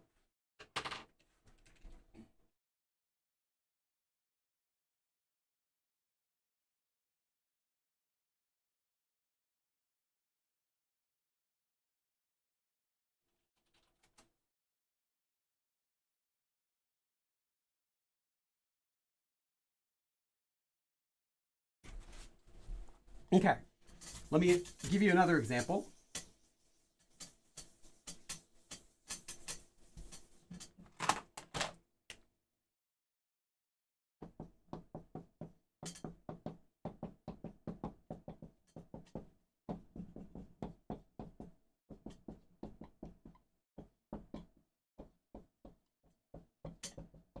Again, this is more of an advanced usage, but you can also use it like the particle 도 to say and. So this also. So in this case, 청소도, also cleaning. 청소 또한. So also cleaning. In addition, cleaning is what you're saying. 제가 할 일. So a work, a task, a job, a thing that I will do. 제가 할 일이에요. So cleaning is something also that I'm going to be doing. So I'm also going to be doing cleaning. But it has more emphasis than just saying 청소도. but it can be used in this way as well. So you'll see it used both ways, as kind of like the particle to, or at the start of a new sentence to mean on top of that. Okay, I'll leave this up for just a second. And then we still have one more really common particle that you have to learn. Mom says, I realized flow pretty right. Where's flow?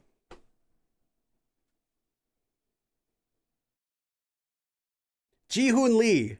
That is that's not how you would spell it. The second one you would use it. 있잖아요. The first one you wrote is a different verb. Kai says, do we need a new marker fund? I mean, technically I did get a marker fund. I have 3 markers left. I have a red, which I can't use except for teaching the particles when I'm writing things down. I can't do it for sentences. Pink, which kind of works. It's not red. And then a black, which I'm saving because that's the really good one. And I'm going to be ordering some new ones as soon as these are dead. But I appreciate it. Oh, and Valeria asks about a space. No, it's spaced. So it works like the particle to, but it's spaced. Again, it's just the emphasis of saying on top of that. So on top of 청소, on top of everything, 청소, I'm going to be doing is what it means. But it's not used as a particle, but it's used in that same way. So it helps just to think of it as a particle to when it's used after a noun like that. But again, this is very advanced. So if you know this, it means you're good, because this is not something you're going to be commonly using. The next one and the last one for today is very common, but also very advanced.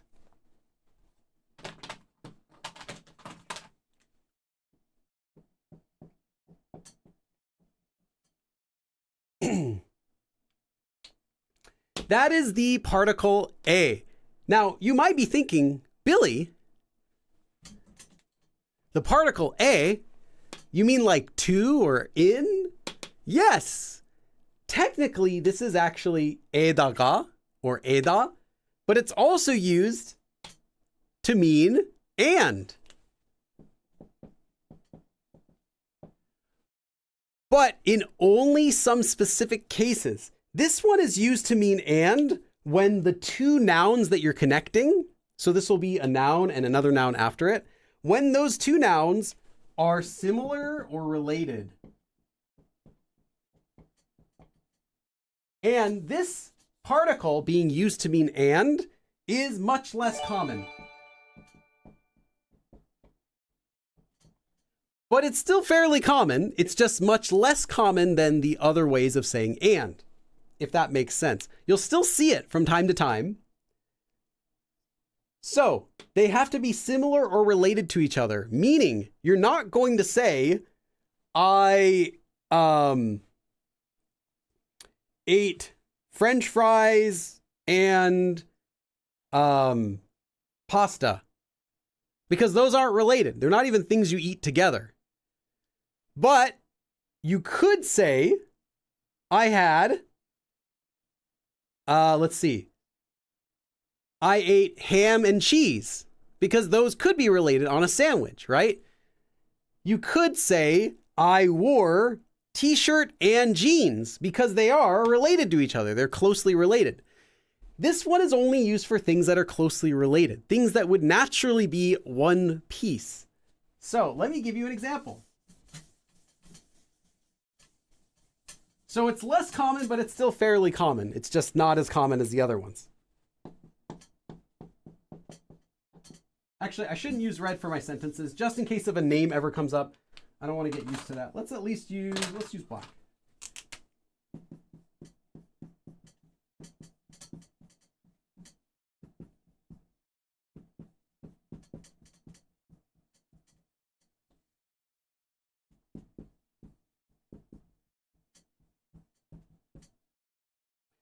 T-shirt, a t-shirt, t-shirt에 청바지. 청바지 means jeans. 청바지를 입었어요. So I wore t-shirts and jeans. And it doesn't just mean 티셔츠랑 청바지를 입었어요. You're not just saying 티셔츠와 청바지를 입었어요. You're not just saying I wore jeans and I wore a t-shirt. You're saying this is a pair. These things go together.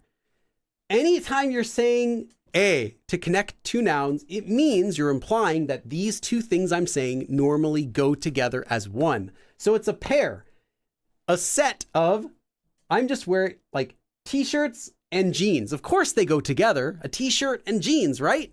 So I wore a t-shirt and jeans. That's the only case you're going to be using this to mean and, but it's fairly common like that. But most of the time you do not need it.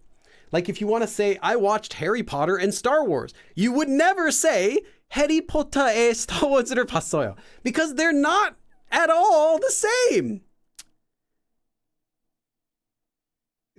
Young kid who thinks he's a nobody ends up getting trained by some wizards, learns how to use his powers and defeats these evil forces. Nothing alike. Has a friend, a female and a male who end up, she likes each other. There's like actually like someone who wrote this whole paper of like how Star Wars is the exact same movie as Harry Potter. But anyway, you know what I'm saying. It has to be two things that are normally considered a pair. Okay. Hey, Sammy Head.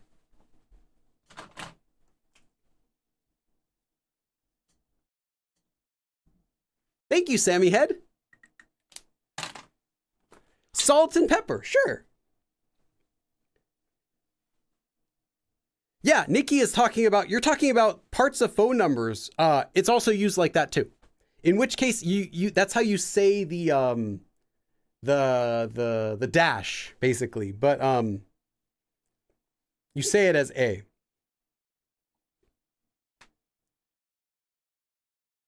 Okay. Yeah, only things that you think of as being together, that they're closely related. And don't use it a lot because it isn't that common. Like it's not the most common way to say things like that. It really has to be two things that are considered related. 티셔츠에 청바지를 입었어요. So I wore a t-shirt and jeans. Making these two related.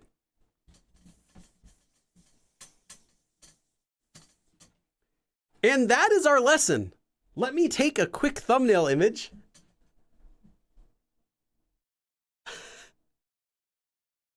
Something like that I think could work. And now I'm going to be open for questions, but let me go get another pen. Let me see if I have any other pens.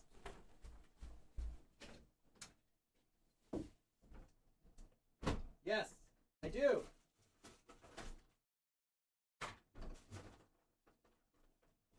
I have some more pens.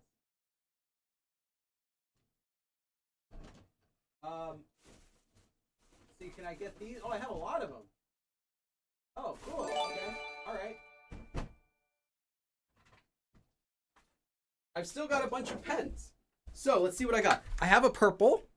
Although that's okay. I already have another purple. It's like a light purple. I have another bright green. I have a couple black. I have a couple blue, and I have an orange. So I think I'm just going to leave all of these on here. Except, let me see. I don't want the blacks yet. I already have the blacks and the purple. So I'm going to put these three, the blue, the green, and the orange on the board now. And I'll save the black and the purple until I need those. Okay, we'll save those for later. Hey, Gus Smitty. Gus Smitty, thank you.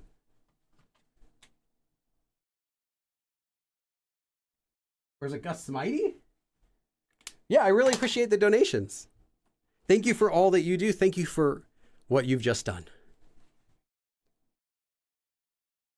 Keith says, I could definitely see the similarities in Harry Potter and Star Wars, but yeah, definitely not a set. Yeah, like that's how you do. Yeah, Nikki A.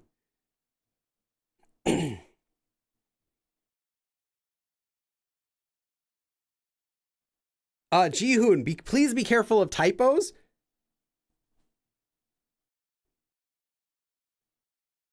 Is orange a real orange or is it on the red spectrum? I think it is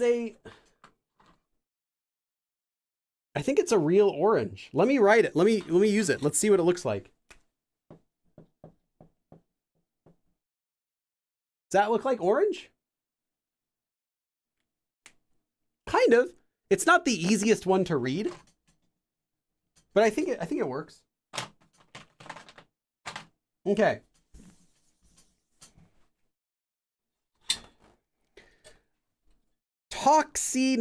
Toxic Now asks, would listening to 한국시, so you're talking about, would poetry help a beginner learn vocabulary? Heck no.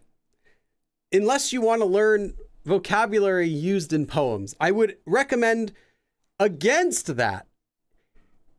An exception is if that's really, really all that you like. If that's your favorite part of Korean is poetry, then yeah, do it, because it's better to, eventually you'll still end up getting into Korean, learning the regular way of talking, even if you just start with poetry. But I wouldn't recommend anyone go into that, because it's the same reason I wouldn't recommend someone gets into Korean for song lyrics, because it's not natural Korean and it's not the way people speak.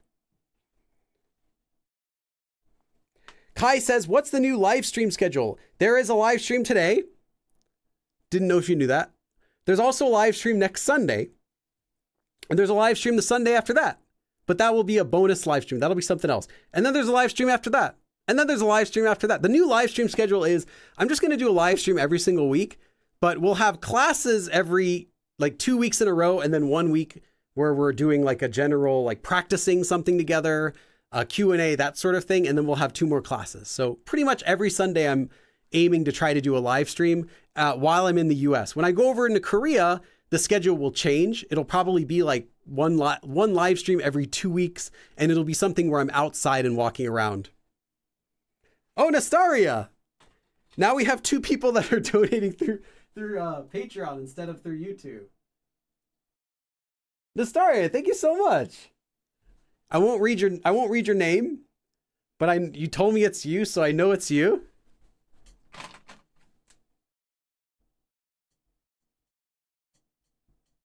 I'm running out of space. Running out of space on the donation board. That usually never happens. I don't know if I've ever filled it up before. Thank you. Even though it's not the quarter of the hour. That's true. Yeah, it's not the quarter of the hour. So I had to deny it. I just refunded it. It's all back because I won't take it unless it's the quarter of the hour. Keith says, why not scented markers? Next purchase. That's a good question. Because they're more expensive for no reason. That's my answer.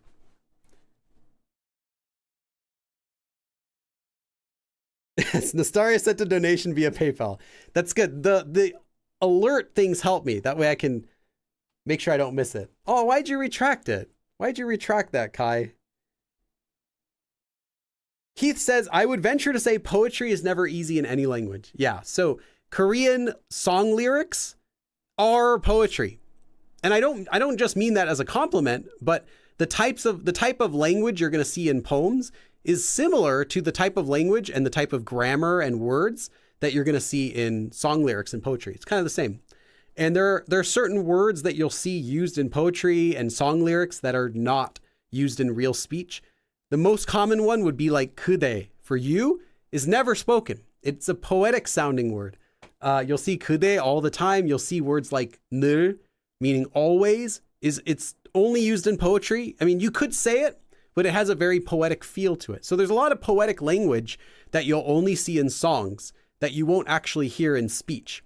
So now that's fine if you're already fluent or conversational, then it's not going to hurt you because you can recognize that. You'll say, oh, I've never seen this word, must be a poetry word. Yes. But if you're just starting out, you're going to learn a lot of awkward expressions and words through that, and incomplete sentences, wrong pronunciation, all that stuff, because it's for a poem. It's to sound nice. It's going to the new pen fund. Thank you, Nastaria. Pens don't cost that much. How much could it cost? $10? It's not going to be that much. But I'll put a little pen here. There we go. That's a little pen for the pen fund. You've solely funded the pen fund. I already had the pen fund funded before because it's like $9 for the pens that I put in there. I put the refillable ones in my Amazon wish list because the refillable ones are really thick and then you can refill them. So that way I don't have to keep buying and throwing away these pens. I can just buy the refillable ones, buy refills when they run out, and they last a really long time, I heard, and write really thick and clear, which is what I want. Sammy Head asks, would you do a meetup in Korea? Yes, I will. I've done a meetup for the past, since 2019. I've been doing meetups every year except for 2020 due to COVID. I'll probably do another one this year in June.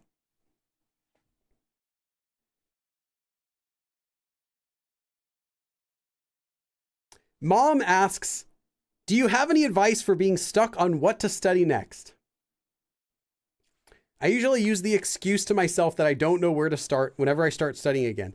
Yes, Mom, you need, I'm calling them Mom because they're Ministry of Music Yoon. Although I did call them Mommy before, but it's a little bit awkward. So Mom, I'll go with Mom. You need to have one main resource that you're following. And that's not to say just do one resource. Only use Billy Go's books to learn Korean. I would never say that. You need multiple resources to learn, but pick one as your main. I don't care if you pick my resources or another resource for your main resource. It doesn't matter because I know it doesn't matter.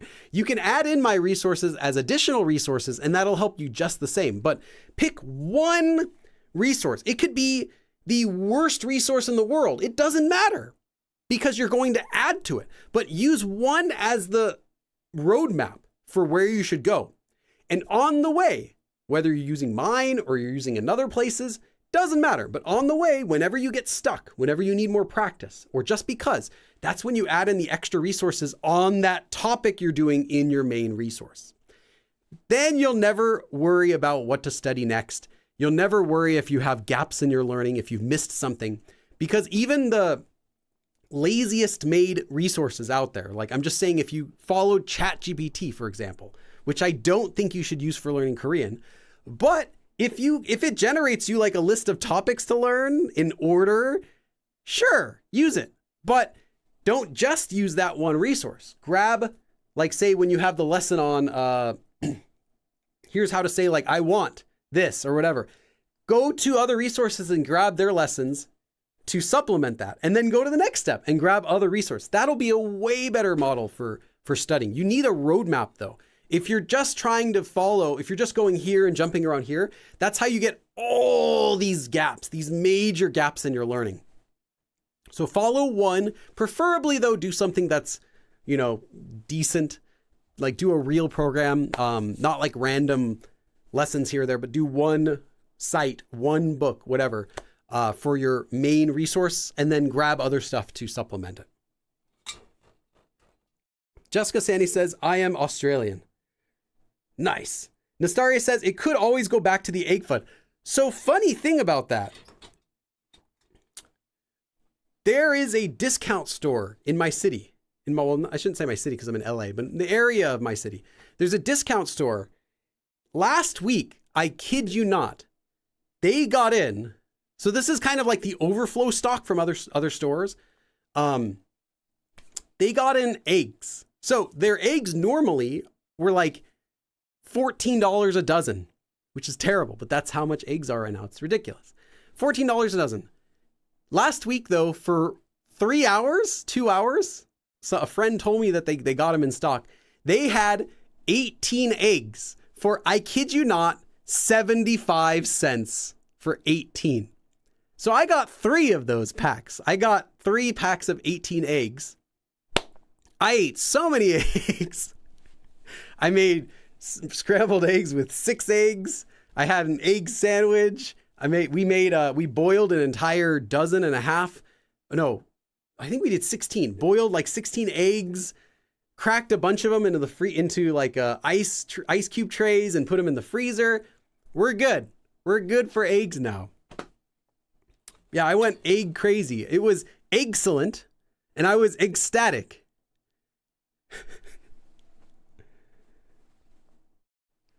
Camila asks, what would you recommend for practicing by yourself? You're asking about that? Okay.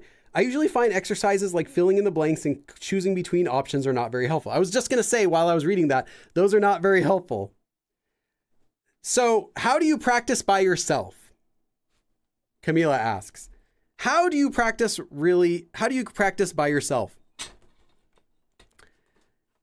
There are a lot of ways, and it all depends on what you like to do, but I'll give you some options. Talking out loud to yourself or talking out loud to your pets. I've heard some people do this. Writing a journal. Now, I have a lesson about how to write a journal if you search for journal on my channel, but writing just what I did today is boring.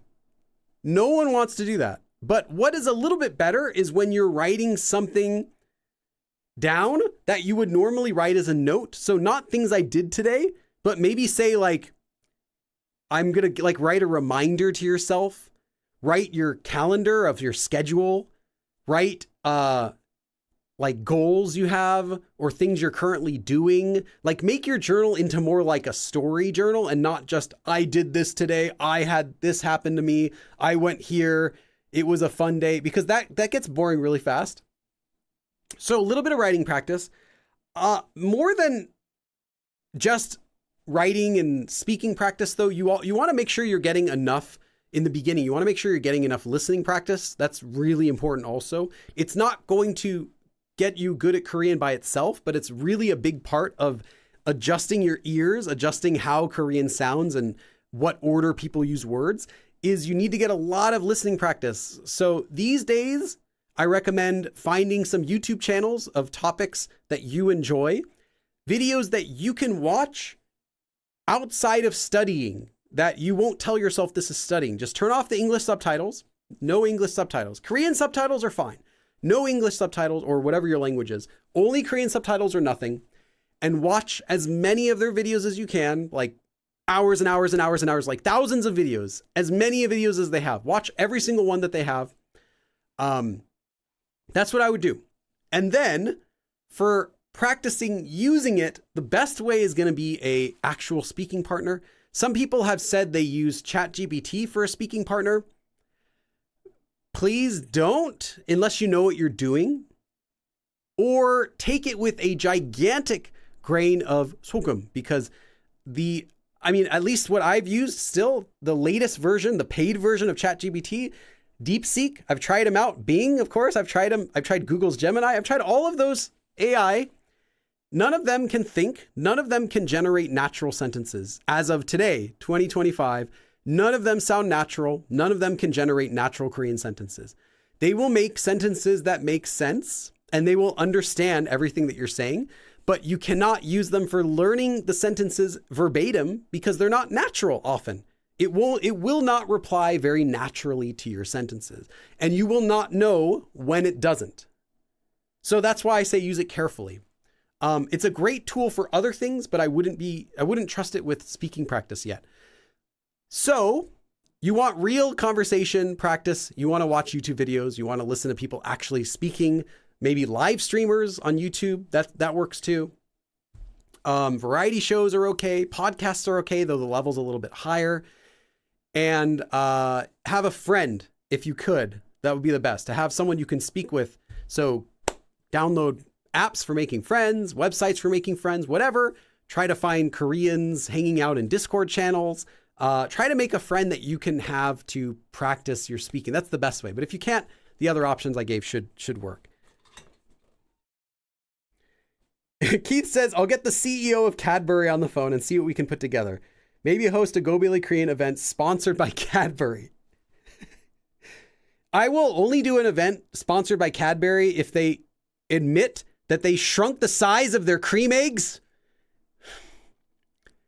They say they didn't. They say they have been the same size and that we've just gotten bigger. No, they haven't. They were gigantic when I was a kid. I loved those Cadbury cream eggs and the Cadbury caramel eggs. They shrunk them. Now they're like a bite size. Like you can put the whole thing in your mouth in one bite. And they need to introduce a classic size. So if they agree to reintroduce a classic sized Cadbury egg, I'll do it. I don't need any other payment. I just want that. The admission that they've shrunk it and a promise to do better. And the chocolate kind of sucks. Let's see. I think you can find those 365 prompts for the year for Korean journaling. That would be great. Yeah, anything just not today I did this. Today I did this. That's not what you want to do for journaling. That gets old fast. If you use textbooks as your main source, is that okay instead of videos being your main source? No problem. Sorry, I wasn't saying no. I was saying zero problem with that. In fact, I would recommend a textbook be your main source because there aren't any videos that will teach you Korean. Like there aren't any video courses. I know. I mean, I made one, but there aren't many video courses for learning Korean. I'll say that. Most of the courses for learning Korean are textbooks and lessons that are written down. There are very few video courses out there that actually go through all the stuff. There are a couple out there, like partial courses. So yeah, I would say books or written lessons are better. Kai says, I'll get the Adobe legal team. Can you imagine Adobe calling up Cadbury and being like, hey, so here are the terms. Those eggs, the cream eggs? Yeah. Okay, you gotta say you made them smaller and you're sorry, and now you're gonna release a larger version. I'm serious. Yeah. No, he noticed. No one else noticed. None of the other millions of customers ever noticed, but Billy noticed. Yeah. Didn't work. DJ Perry Toki asks, what do you think about King Sejong? Oh, the free online university. I was like, King Sejong. Oh, he was a great, influential king. That's what I would have said. Really smart. The online university. I have not ever used them, but I know many people like their materials. So I can give them a recommendation without ever having touched them. Never opened one of their books, never downloaded one of their books, but I can tell you they're probably fine because I've heard lots of people say they like them. And those are also free.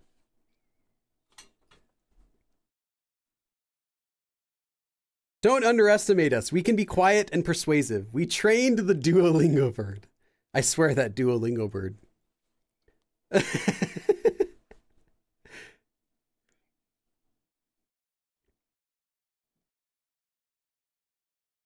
Nastaria says, Waffle House started charging eggs as add-ons. That's right. Oh, yeah. It's bad when Waffle House has to make a change. Dang. Yeah, but no, we have plenty of eggs now. So, in fact, it got to the point, like, I was going to make myself some scrambled eggs as celebration after I bought those packs of eggs. And my wife's like, why don't you add an extra egg? Why don't you go crazy, make it like 5 eggs? And I ended up doing 6. But yeah, it was nice. It was I felt so rich that day that I got the pack of 18 eggs for 75 cents, that we had 3 of them in our fridge. I felt so rich that day. I'm like, check this out. It's like a major flex.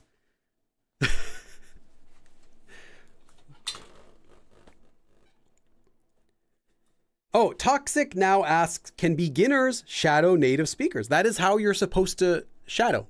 Is shadowing native speakers, and shadow native speakers who sound like you wouldn't mind sounding like.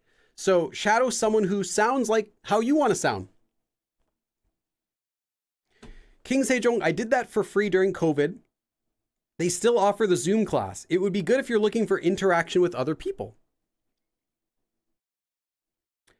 Kai asks a question, is it generally well received for foreigners to be learning Korean that they're given leeway when making mistakes? Or are Koreans just overly polite and silently judging us? It's the second one. It's not that Koreans, for the most part, know that you're learning Korean and they give you leeway for their language. It's more that they don't expect you they still don't believe that you can speak the language.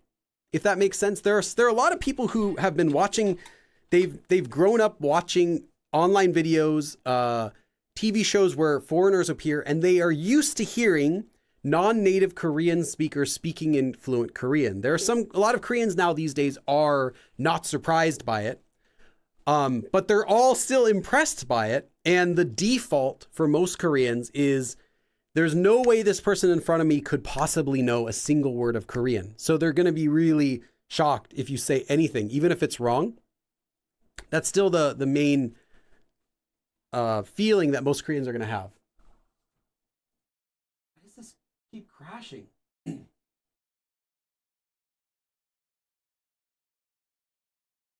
I knew it was just silent judgment. Yeah, but they're not judging you in a negative sense. They're not feeling like, oh, they made a mistake, their Korean's not good. All they're thinking of is they put together a sentence. Amazing. They used that word correctly. Amazing. Where did they learn that word? Amazing. They're not thinking of it negatively like we would think of someone speaking English. We're so used to it that we only focus on the negatives, right? Oh, their intonation's not correct. They misused a word. Like, we'll still be positive, but we pick up on their mistakes. Koreans aren't focusing on that. It's the other way. They're focusing on the stuff that we are doing. So I think it's really a benefit that you're able to say anything in Korean versus in English where it's kind of expected. In Korean, it's expected that you can't. So it's such to the point that it's common that I'll hear Koreans talking about me directly in front of me in Korean, in Korea, because they never would assume that a guy wearing dressed like a hillbilly would be speaking Korean. So I'll have Koreans say things about me directly in front of me. Like, we'll be waiting in line and they'll turn around. They're like, oh, there's a foreigner right behind you. Just like that. I'm like right here, but they think there's no way that person will understand what they're saying. And then sometimes I do respond and it shocks them. Nothing bad, but they might say things. Phobic asks, what are some of the better options for places to stay when visiting Korea? You only really have a few choices nowadays. There used to be a few more choices in the past, but nowadays you can do an Airbnb. That's if you want to save money, do an Airbnb. If you have money and you're okay spending it, a hotel is worth it. It's so worth it if you can afford it. It's much more comfortable to deal with a hotel. You don't have to deal with any of the possible problems you can have at an Airbnb. You can have laundry taken care of for you, the room clean all the time. It's really nice. Everything will be working. The water's working. It's in a good location. Anyway, hotels are good if you have money. And then another option would be like a hostel, or basically like a shared area where you just get your own. It's like an Airbnb, but you only get your own room. And then the showers are in a regular public area. You eat in a regular public area, or maybe it has a shower in your room, but you still like go through the main area whenever you're leaving and entering. And that's where the kitchen is. So that's another way that you can do and stay in Korea. There used to be a couple other ways too. You could stay at bathhouses, but that option's more difficult nowadays because there aren't as many as there used to be. That method though of going in like a shared area is the cheapest. But it's also a good way to make friends, but not necessarily a good way to make Korean friends. It might be a good way to make other people who are learning Korean or just traveling in Korea, those friends, because it's going to be more of that sort of, more people like that, like more people like myself would be doing that sort of option versus Koreans themselves doing it. So of those, I probably would recommend the Airbnb unless you're really wealthy than a hotel.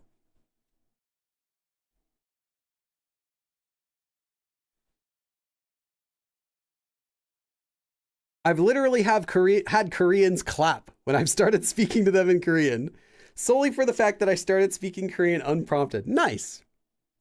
I've never had someone clap for me. That would be really fun. I have had lots of like really excited faces and like really shocked expressions. That's common, where you start speaking and they're just silent. And then they're like, oh, I see, they speak Korean. Okay. And then then they'll talk with you. But I have never had anyone clap at me. That would be pretty fun. Black asks or says, I want to order in Korean one day. You can do that. You can do that right now. All you have to do is point at the item you want and say, 주세요. 불고기 주세요. That's it. Now you can order in Korean. 물 주세요. 라면 주세요. Give me ramen. 만두 주세요. Give me 만두. Like that. Lumen ddeo 3. Was Lumen ddeo 1 and 2, were those taken? I appreciate these live streams greatly. Thank you for all the lessons you give. Thank you. Lumen ddeo 3. Oh, I'm running out of space here.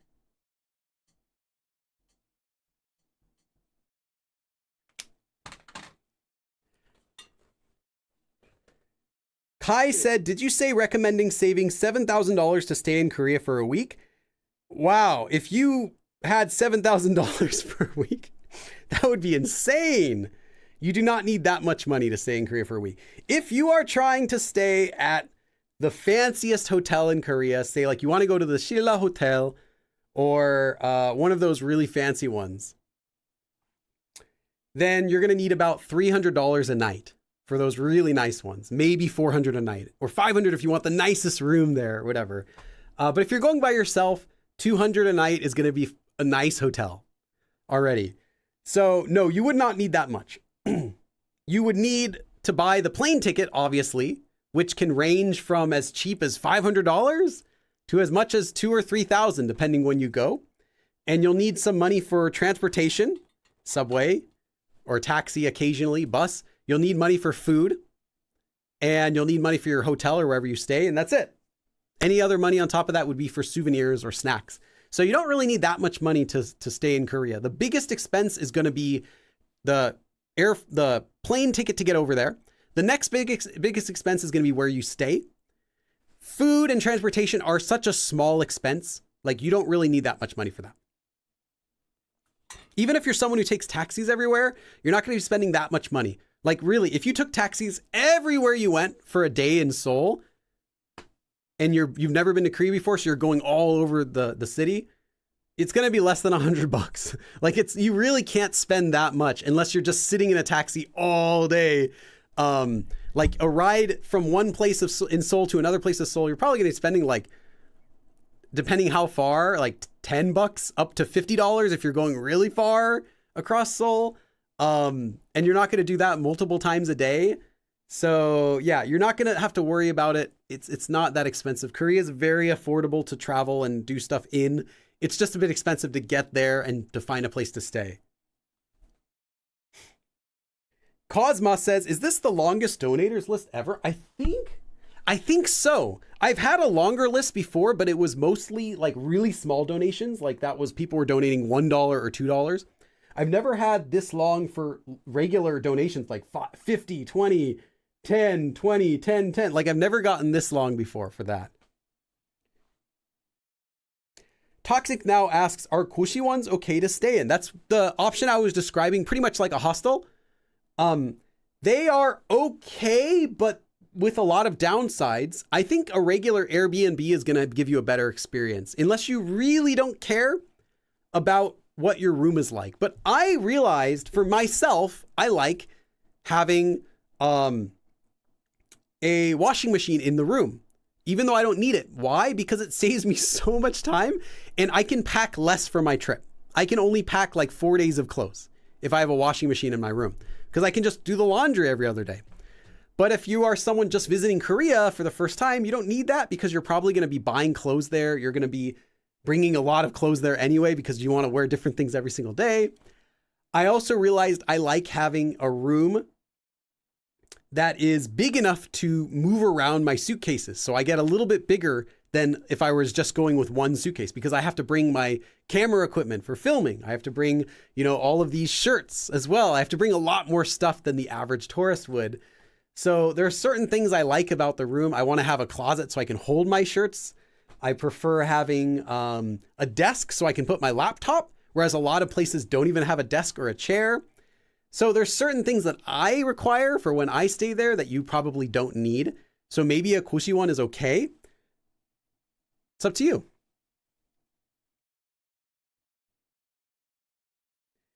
PJ Mean says, my 2-week trip was about 3,000 total. Okay. That sounds really good. That sounds like a good price. And considering you did Seoul, Busan, and Jeju, that seems like a good deal, because Jeju by itself is going to be like $200 to $300 for that round trip ticket, just the plane flight, not including getting to the subway and getting to the airport, then getting back to your place and all the other stuff that comes with it. Busan is also like a $50 trip each way. If you take the KTX, $40.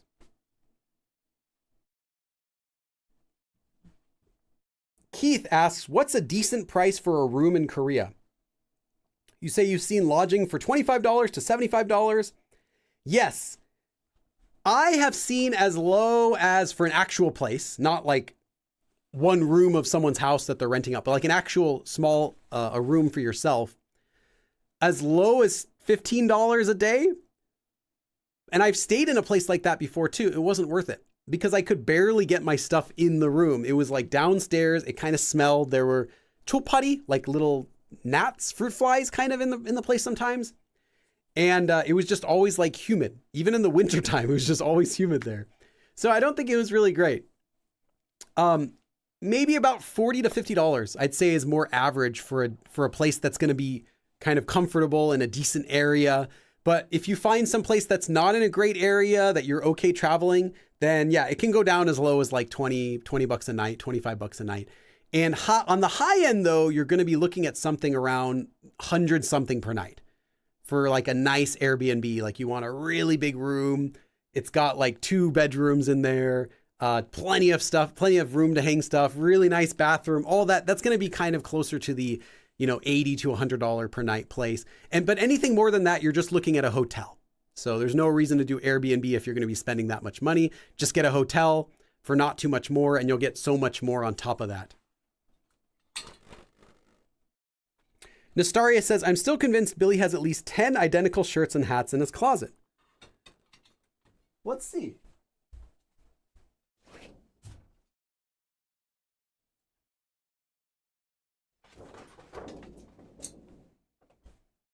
There's another one that's being washed, but I have this one. This is another one that I wear. This one is a lighter weight version I use in the summertime. It's really nice and thin, so it's cooler. So if I'm going out in the summer in Korea and it's really hot, I wear this one. Looks similar, but this one as well. Sometimes wear this one. Although the texture is not as nice. It's a little bit more like, I don't know, rough texture. And then this is the original one from my first videos. I don't wear this one anymore though, because I'm trying to take good care of it. But I could wear it. It's a little bit lighter color than the other ones, though you can't tell too much. And then, yeah, I have another one that's being washed. This one I'm wearing right now. So how many is that? 6?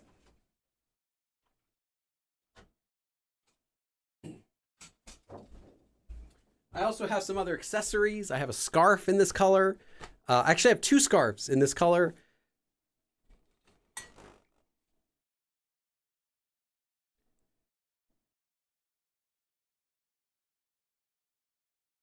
Okay, let's see any other comments. Oh, Americano Joa, or Toa, I guess, wrote, I've been studying Korean for a year and I just got a tutor and she was so surprised I knew certain words and that I knew how to combine sentences. Yeah. You'll get a lot of surprise from Korean people. Keith says it would be funny to see Bizarre Billy. What is bizarre? Is like Bizarro? Is that like Bizarro Billy? Like an opposite where he can't speak any Korean? And he's trying to teach English? Oh, Bizarro. Okay, yeah.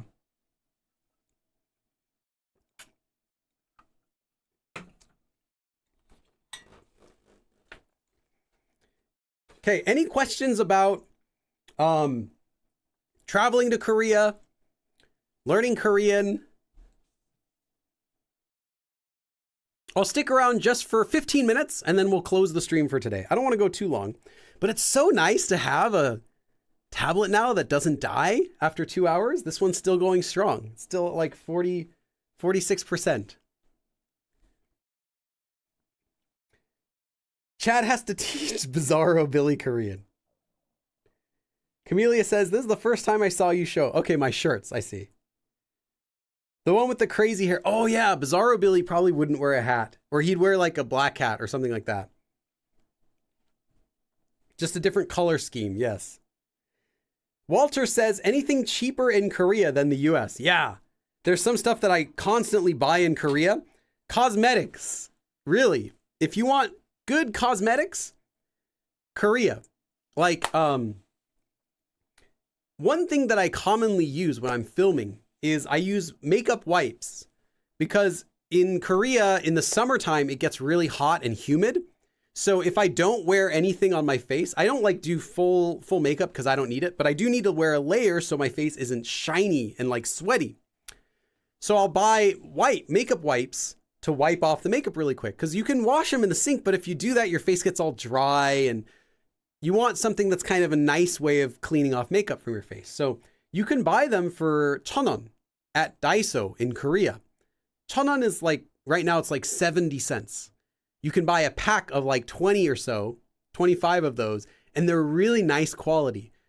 I bought some in the US because I finished using the ones I bought in Korea. So I bought some over here in the US. I just bought the regular, I don't know what, it was a regular brand.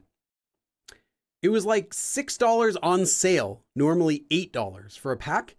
And they all like shed little tiny pieces of the fabric, the cloth, on my face. Like they scraped over where I hadn't shaved very well. And it left these like little pieces of fabric or whatever on my face. And these cost 6-7 times more than the ones in Korea, which didn't. I like cosmetics. I also like everything at Daiso, like little tiny pouches. I get so many pouches for things at Daiso. Like if I have to carry something around, it goes in a pouch. And you can get really nice pouches for like $1. Just 1,001 or 2,001 or 3,001 for really big ones. I like that. I like getting pens, stationery in Korea too. They have some really nice stuff and it's really affordable. Let's see, what else do I like from Korea? Tea is also cheap over there and it's really nice quality, like high quality stuff. And then getting to eat at a restaurant, you can go out to eat every single day. And even if you have breakfast, well, you wouldn't get breakfast, but even if you had lunch and dinner every single day, got nice food with your friend, you wouldn't be spending more than $30 a day. Like that's including if you go out to eat meat. Like it's not just eating like kimbap every single day or something, but you can go get a lunch for less than $10 and then get a nice dinner for like $20 every single day. No problem. No tax, no tip. Yeah, there are a bunch of stuff that's cheaper in Korea than in the US that I usually like doing over there or buying over there. Nastaria says, Korean cosmetics are awesome, but be prepared to receive at least 10 or 15 free extra products if you go to skincare stores.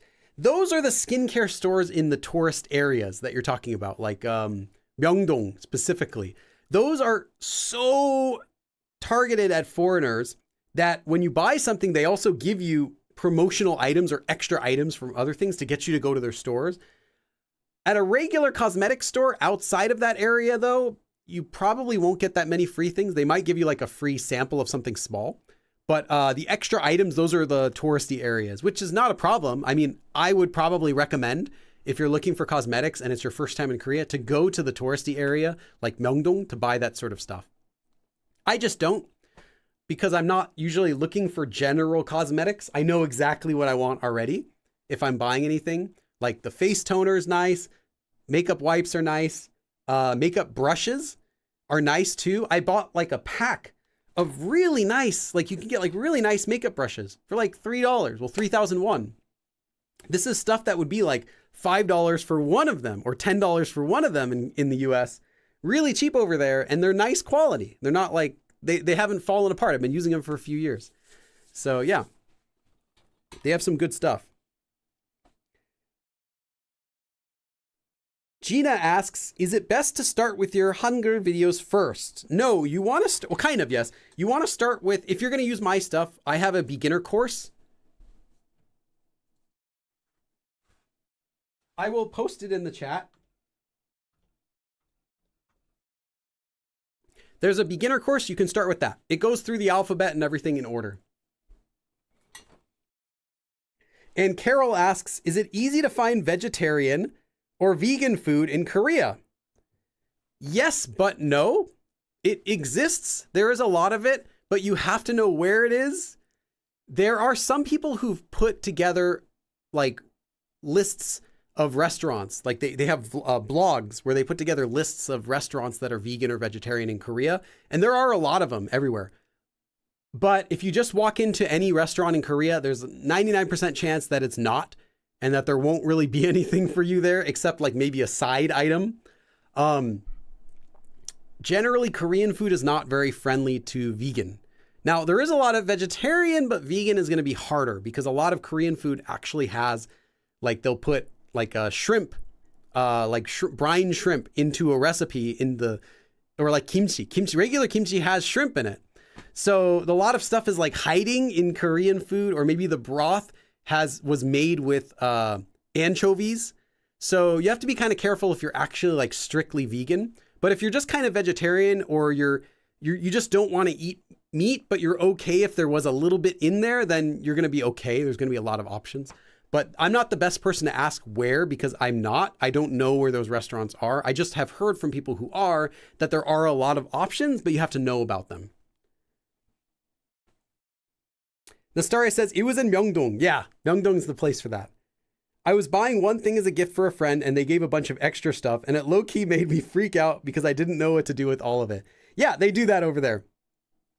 Now, Myeongdong, you're not going to be getting the best price for what you're buying in the first place, but I think it's okay because they have so many things there that they know that tourists like to buy. So instead of having to go to a regular store and like searching around for the items you want and comparing, it's all there in one place. So I think it's worth the little bit extra that you pay in Myeongdong versus other places.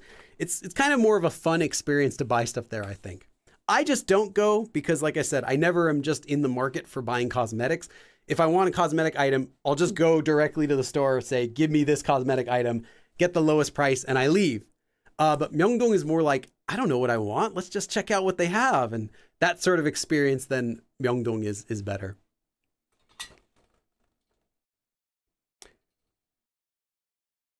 Kai asks, what are some good bookstores in Seoul or Korea? There is one answer to that.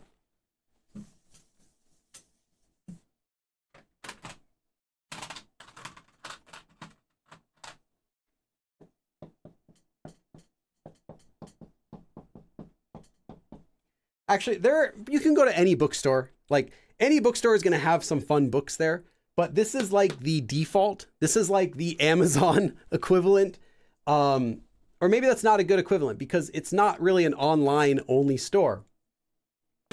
Remember when like Barnes & Noble and Borders and all those companies? It's kind of like that, but imagine that they just got bigger instead of closing. Kyobo. So they just call it Kyobo, but officially it's Kyobo Mungo. So like Kyobo Books. And they have stationery. They have an entire floor of stationery goods. Go to the basement.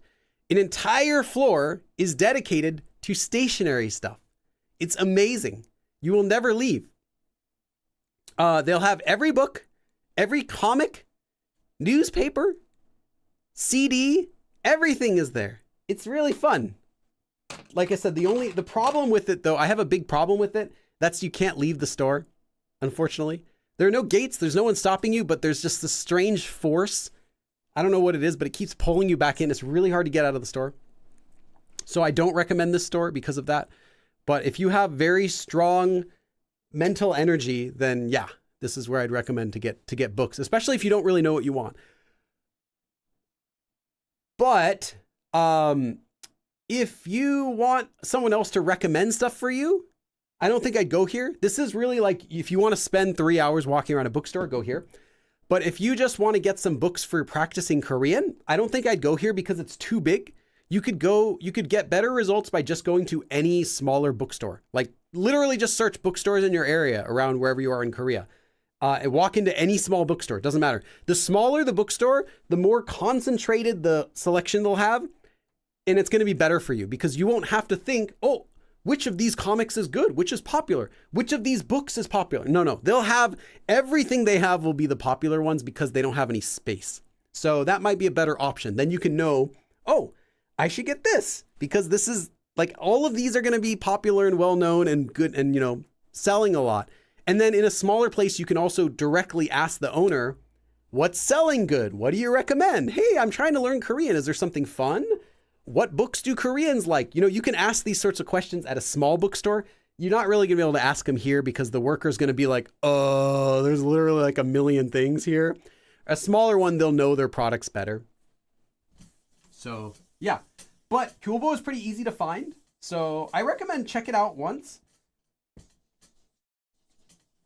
Or what you can do if you have time, go to the small one first and look at the comics, look at the books or whatever. And if they don't have the complete series of the book you're interested in, they might only have the latest release.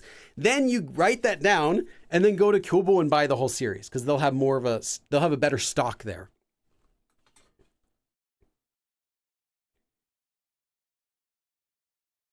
Do they have coffee too? Yeah. Usually they'll have like a cafe attached.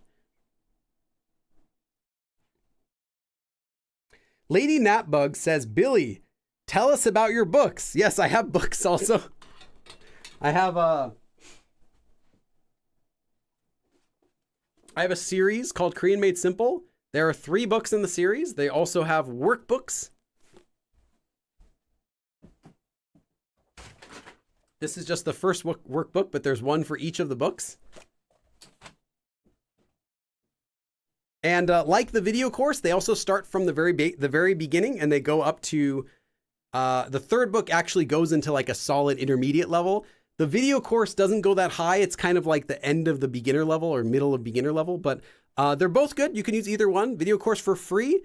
Books are paid, but you're still going to get a lot of lessons if you use either one. I'm not going to say that one is way superior to the other. They're both good.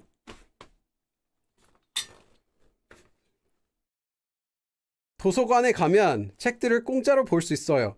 Yes, if you go to the library, you can look at books for free, although you probably would need a library card in order to check something out. And you're not going to be able to get a library card unless you are living in Korea, because you're going to need an ID for that. So I probably wouldn't recommend the library if you're just visiting Korea. If you're living there though, that's fine.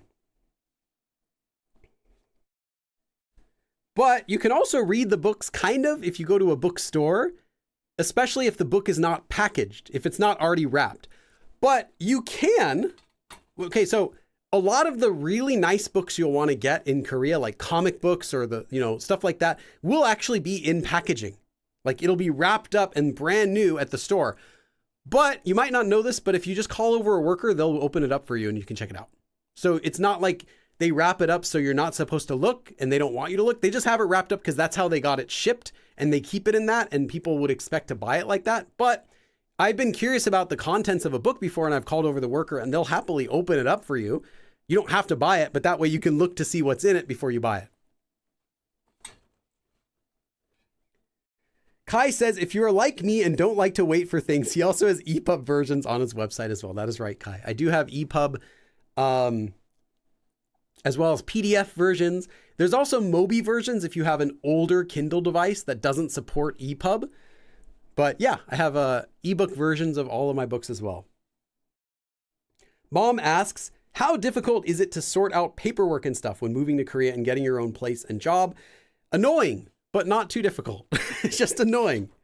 You have to read things slowly. If it says you need something, you need it. Don't assume that you're going to do anything when you get there. Don't be like, oh, I'll do that when I get there. I'll fill this out. Nope. 100% before it's done. There are some things that are determined by the actual caseworker. That's up to them, up to their discretion. Like, how long is your renewal for? All of these things that they decide what they feel. And if you are ready, if you're prepared, you have all your paperwork and all your documents ready, and you're focused, then you get better treatment than someone who's not. So someone who comes in without the right papers, they're not filled out, can still do the process, but they're probably not going to get the same extra treatment as someone who has everything ready. They'll get the default, like the minimum amount of, like for getting visa extensions, stuff like that. So take it seriously. Read everything. That's all. That's what I can say about that.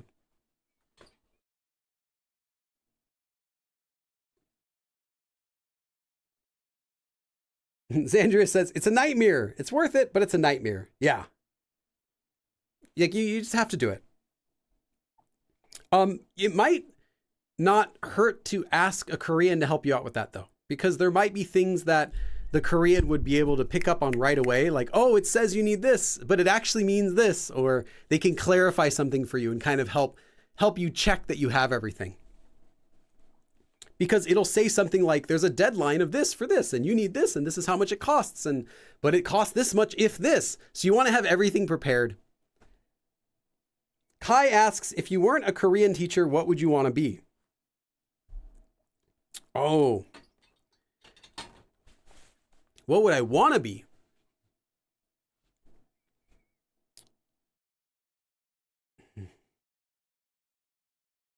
That's a good question. I don't know. I know what I would be doing, but not what I would want to be doing. So let's just say if I wasn't teaching Korean, I might be right now living in Korea teaching English. That might be okay. Doing English teaching, or what would I want to do? I don't know. I don't want to do anything. I don't want to do any work. Who wants to do work? I don't know. When I was a kid, I wanted to be like a scientist. I wanted to be a writer. So I don't know. But that most likely though, I would have been doing like sales, because that's kind of what my jobs were going toward, was like sales work, which I don't really enjoy, but I did like the kind of getting to talk with other people, which was fun, but not the I have to sell you something now sort of thing. I didn't enjoy that. But I think I would probably be doing sales. Nastaria says, I sent another donation. What are you doing?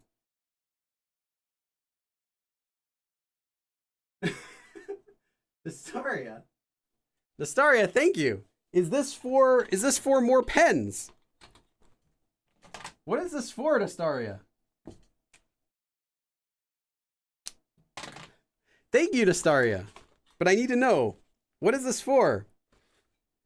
Mikey says, movie director. Probably not. I do like making short films. I've been making like little films since I was 8 with our family's old camcorder. I've been making little movies.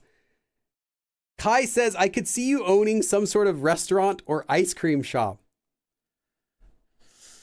Ice cream shop. Yeah. What would I sell? I don't think I'd see myself owning a restaurant. Ice cream shop. Interesting. I never thought about that one before. Maybe Billy wants to be a good father. Well, I could try to be that regardless of what my job is. Keith says, bedtime for me. Get some sleep, Keith. Sales is death. I hated it, says Walker. Yeah. See, I enjoy that a little bit if it's something that I feel is an okay product. I didn't have a problem like helping someone understand what they're buying. I liked that. I liked talking with them and being like, okay, literally this is how much you're paying. Like, this is how much we pay for it. This is how much you're paying for it. This is exactly what you get. The support you get from me and the company, like that. I kind of liked that, that kind of refreshing anti-sale, like the anti kind of scummy sales tactics. I kind of like just the honest sales tactics. That was kind of fun for me. But yeah, I don't know. I don't think I would have enjoyed the job though.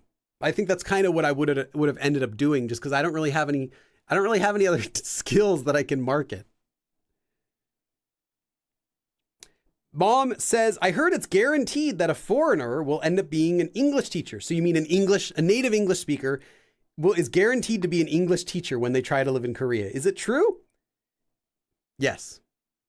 It's not the only path that you have, but it's the most common way that you're going to take, because there are alternatives, but the alternatives either don't pay very much or they're very hard to get. And the alternatives would be something like getting a job at a foreign company as an intern. So a company that needs a native English speaker on their team. They don't necessarily need your skills, although they want you to have some experience with what they do. But what they really want is they just want someone who can interact with their foreign clientele in English natively. And there are some startups that will look for those types of people. So if you're trying to do a job that's not English teacher, your best bet is to find a job at a startup. Now, the pay might not be as good as English teaching. English teaching pays for default included in the wage. They pay for your room and sometimes utilities as well, though it depends. And then the money you get on top of that might be like $2,000 a month, which isn't very much money, or maybe $3,000 a month, depends. it's not much money, but when it already pays for your rent, on top of that, having $2,000 a month of play money isn't that bad. That's money you can just do whatever you want. So yeah, it's okay. Whereas a startup company isn't going to pay for your room and board. They might pay you like $2,000 or $3,000 a month as well, but now you're paying for your own place, you're paying for your own utilities, you're doing all that, the phone plan, everything on your own. And then you might end up doing even more work at their place than you would at a different company. So it has a pros and cons.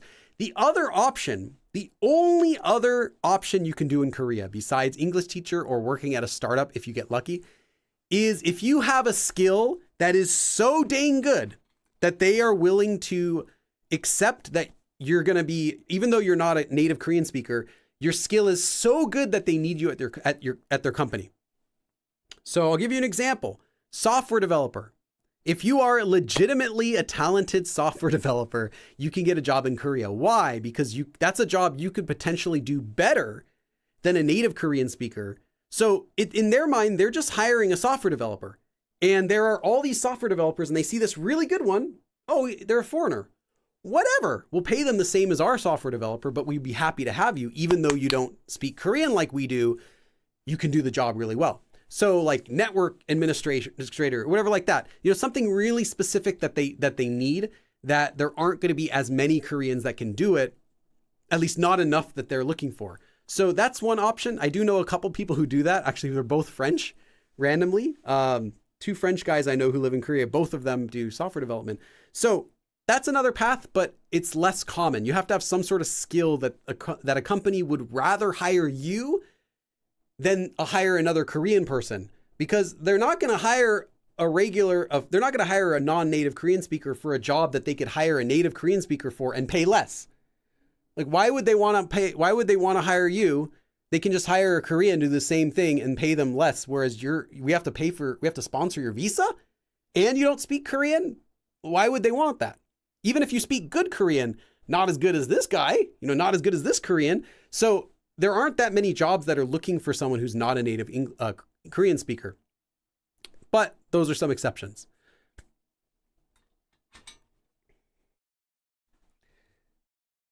Billy says, I am Billy. Zandria says, yes, I love not paying rent, but I'm saving most of that extra money for tuition when I switch over to a student visa. A lot of people end up saving that money that they make. It's not that much money. I don't know how much it is right now. It's like somewhere between $2,000 and $3,000 a month, I guess. But it's not a lot, but it is enough you can go out to eat every day. You can pay for your transportation. You can buy, small things here and there, but it's not a ton of money. But if you're frugal, you cook stuff at home, you don't go out to eat too much, you don't take taxis everywhere, then yeah, you can stretch it, you can save a bit. And usually people will use it to save to maybe fly back home every once in a while, or do trips, or just save it and take it back home to the US or whatever country they came from whenever they finish. Mom says, I've said it on your live, but I want to be a music producer. Oh, I should stop my live stream. So this will be my one of my last questions, and then we'll stop for today. Okay. You said you want to be a music producer in Korea. Do you think I'd have a better chance if I got a different job for a while and became a civilian before trying to be a producer? I don't have advice for that industry. I don't know anyone who works currently in that industry, at least not. I'm not close with anyone who does. I do know some people who do it.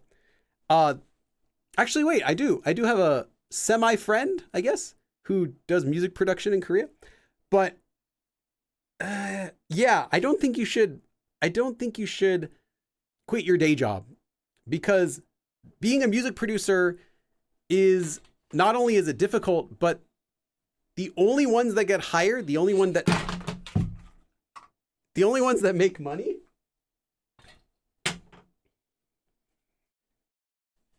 are the ones that have a hit or they know someone. So do you know someone? Probably not. Do you have a hit? Have you produced a song that's really cool, that got popular, or someone saw it and really liked it, that works in the industry? If the answer is yes, then yeah, sure, you can go ahead and talk with them and see if they'll hire you, see if they can commission you to do a song or work with them on a song. Otherwise, I wouldn't quit your day job. I would keep up doing your regular work and doing that on the side until one of those things happen. Because the music producers who are working in Korea, they would have all gotten their start doing the same thing, just actually making music, getting noticed, meeting the right people, and then getting to work with different groups.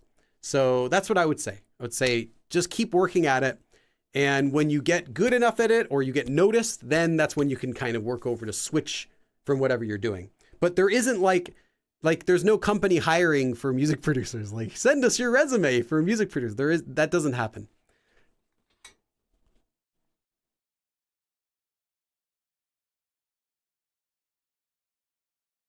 Walker says, I eat ramen at home and ride my bike most everywhere. It's pretty cheap. Yeah. If you ride a bike, buy a bike. It's a great investment if you live in Korea.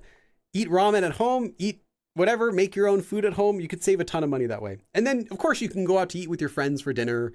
But you'd be saving like $10 a day just not having lunch out of the house.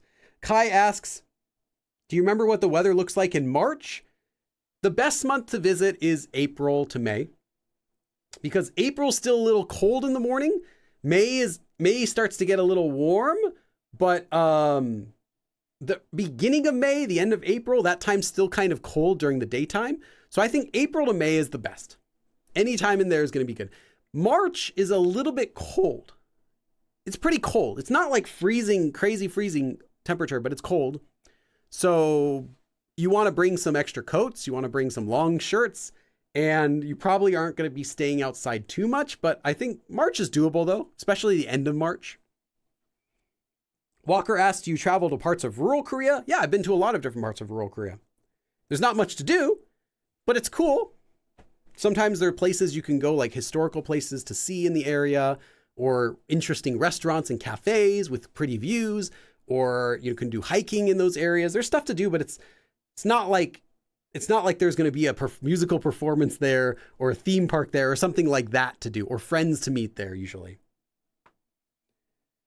Checking here. How about the fall? We're thinking fall 2026. If you want to go in the fall, I would recommend going during October, November.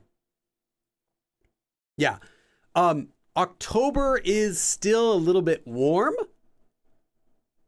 November starts to get a little bit cold, but it's not freezing yet. It's like cool cold, where you wear long sleeve shirts and you wear a coat, but you're not freezing. That kind of cold is in November. And October is kind of like, oh, it's still a little bit hot, but it's not hot weather. It's just like warm. So maybe like end of October, early November is also really good. I wouldn't go before that though. September's crazy hot. Yeah, but October gets a little bit better. Korea only really has like, spring is like 2 weeks. Fall is like 2 weeks. It's really just summer and then it's winter the next day. It'll be like, oh, it's so crazy hot. And then the next day it'll be like freezing cold. Oh, I guess it's winter now.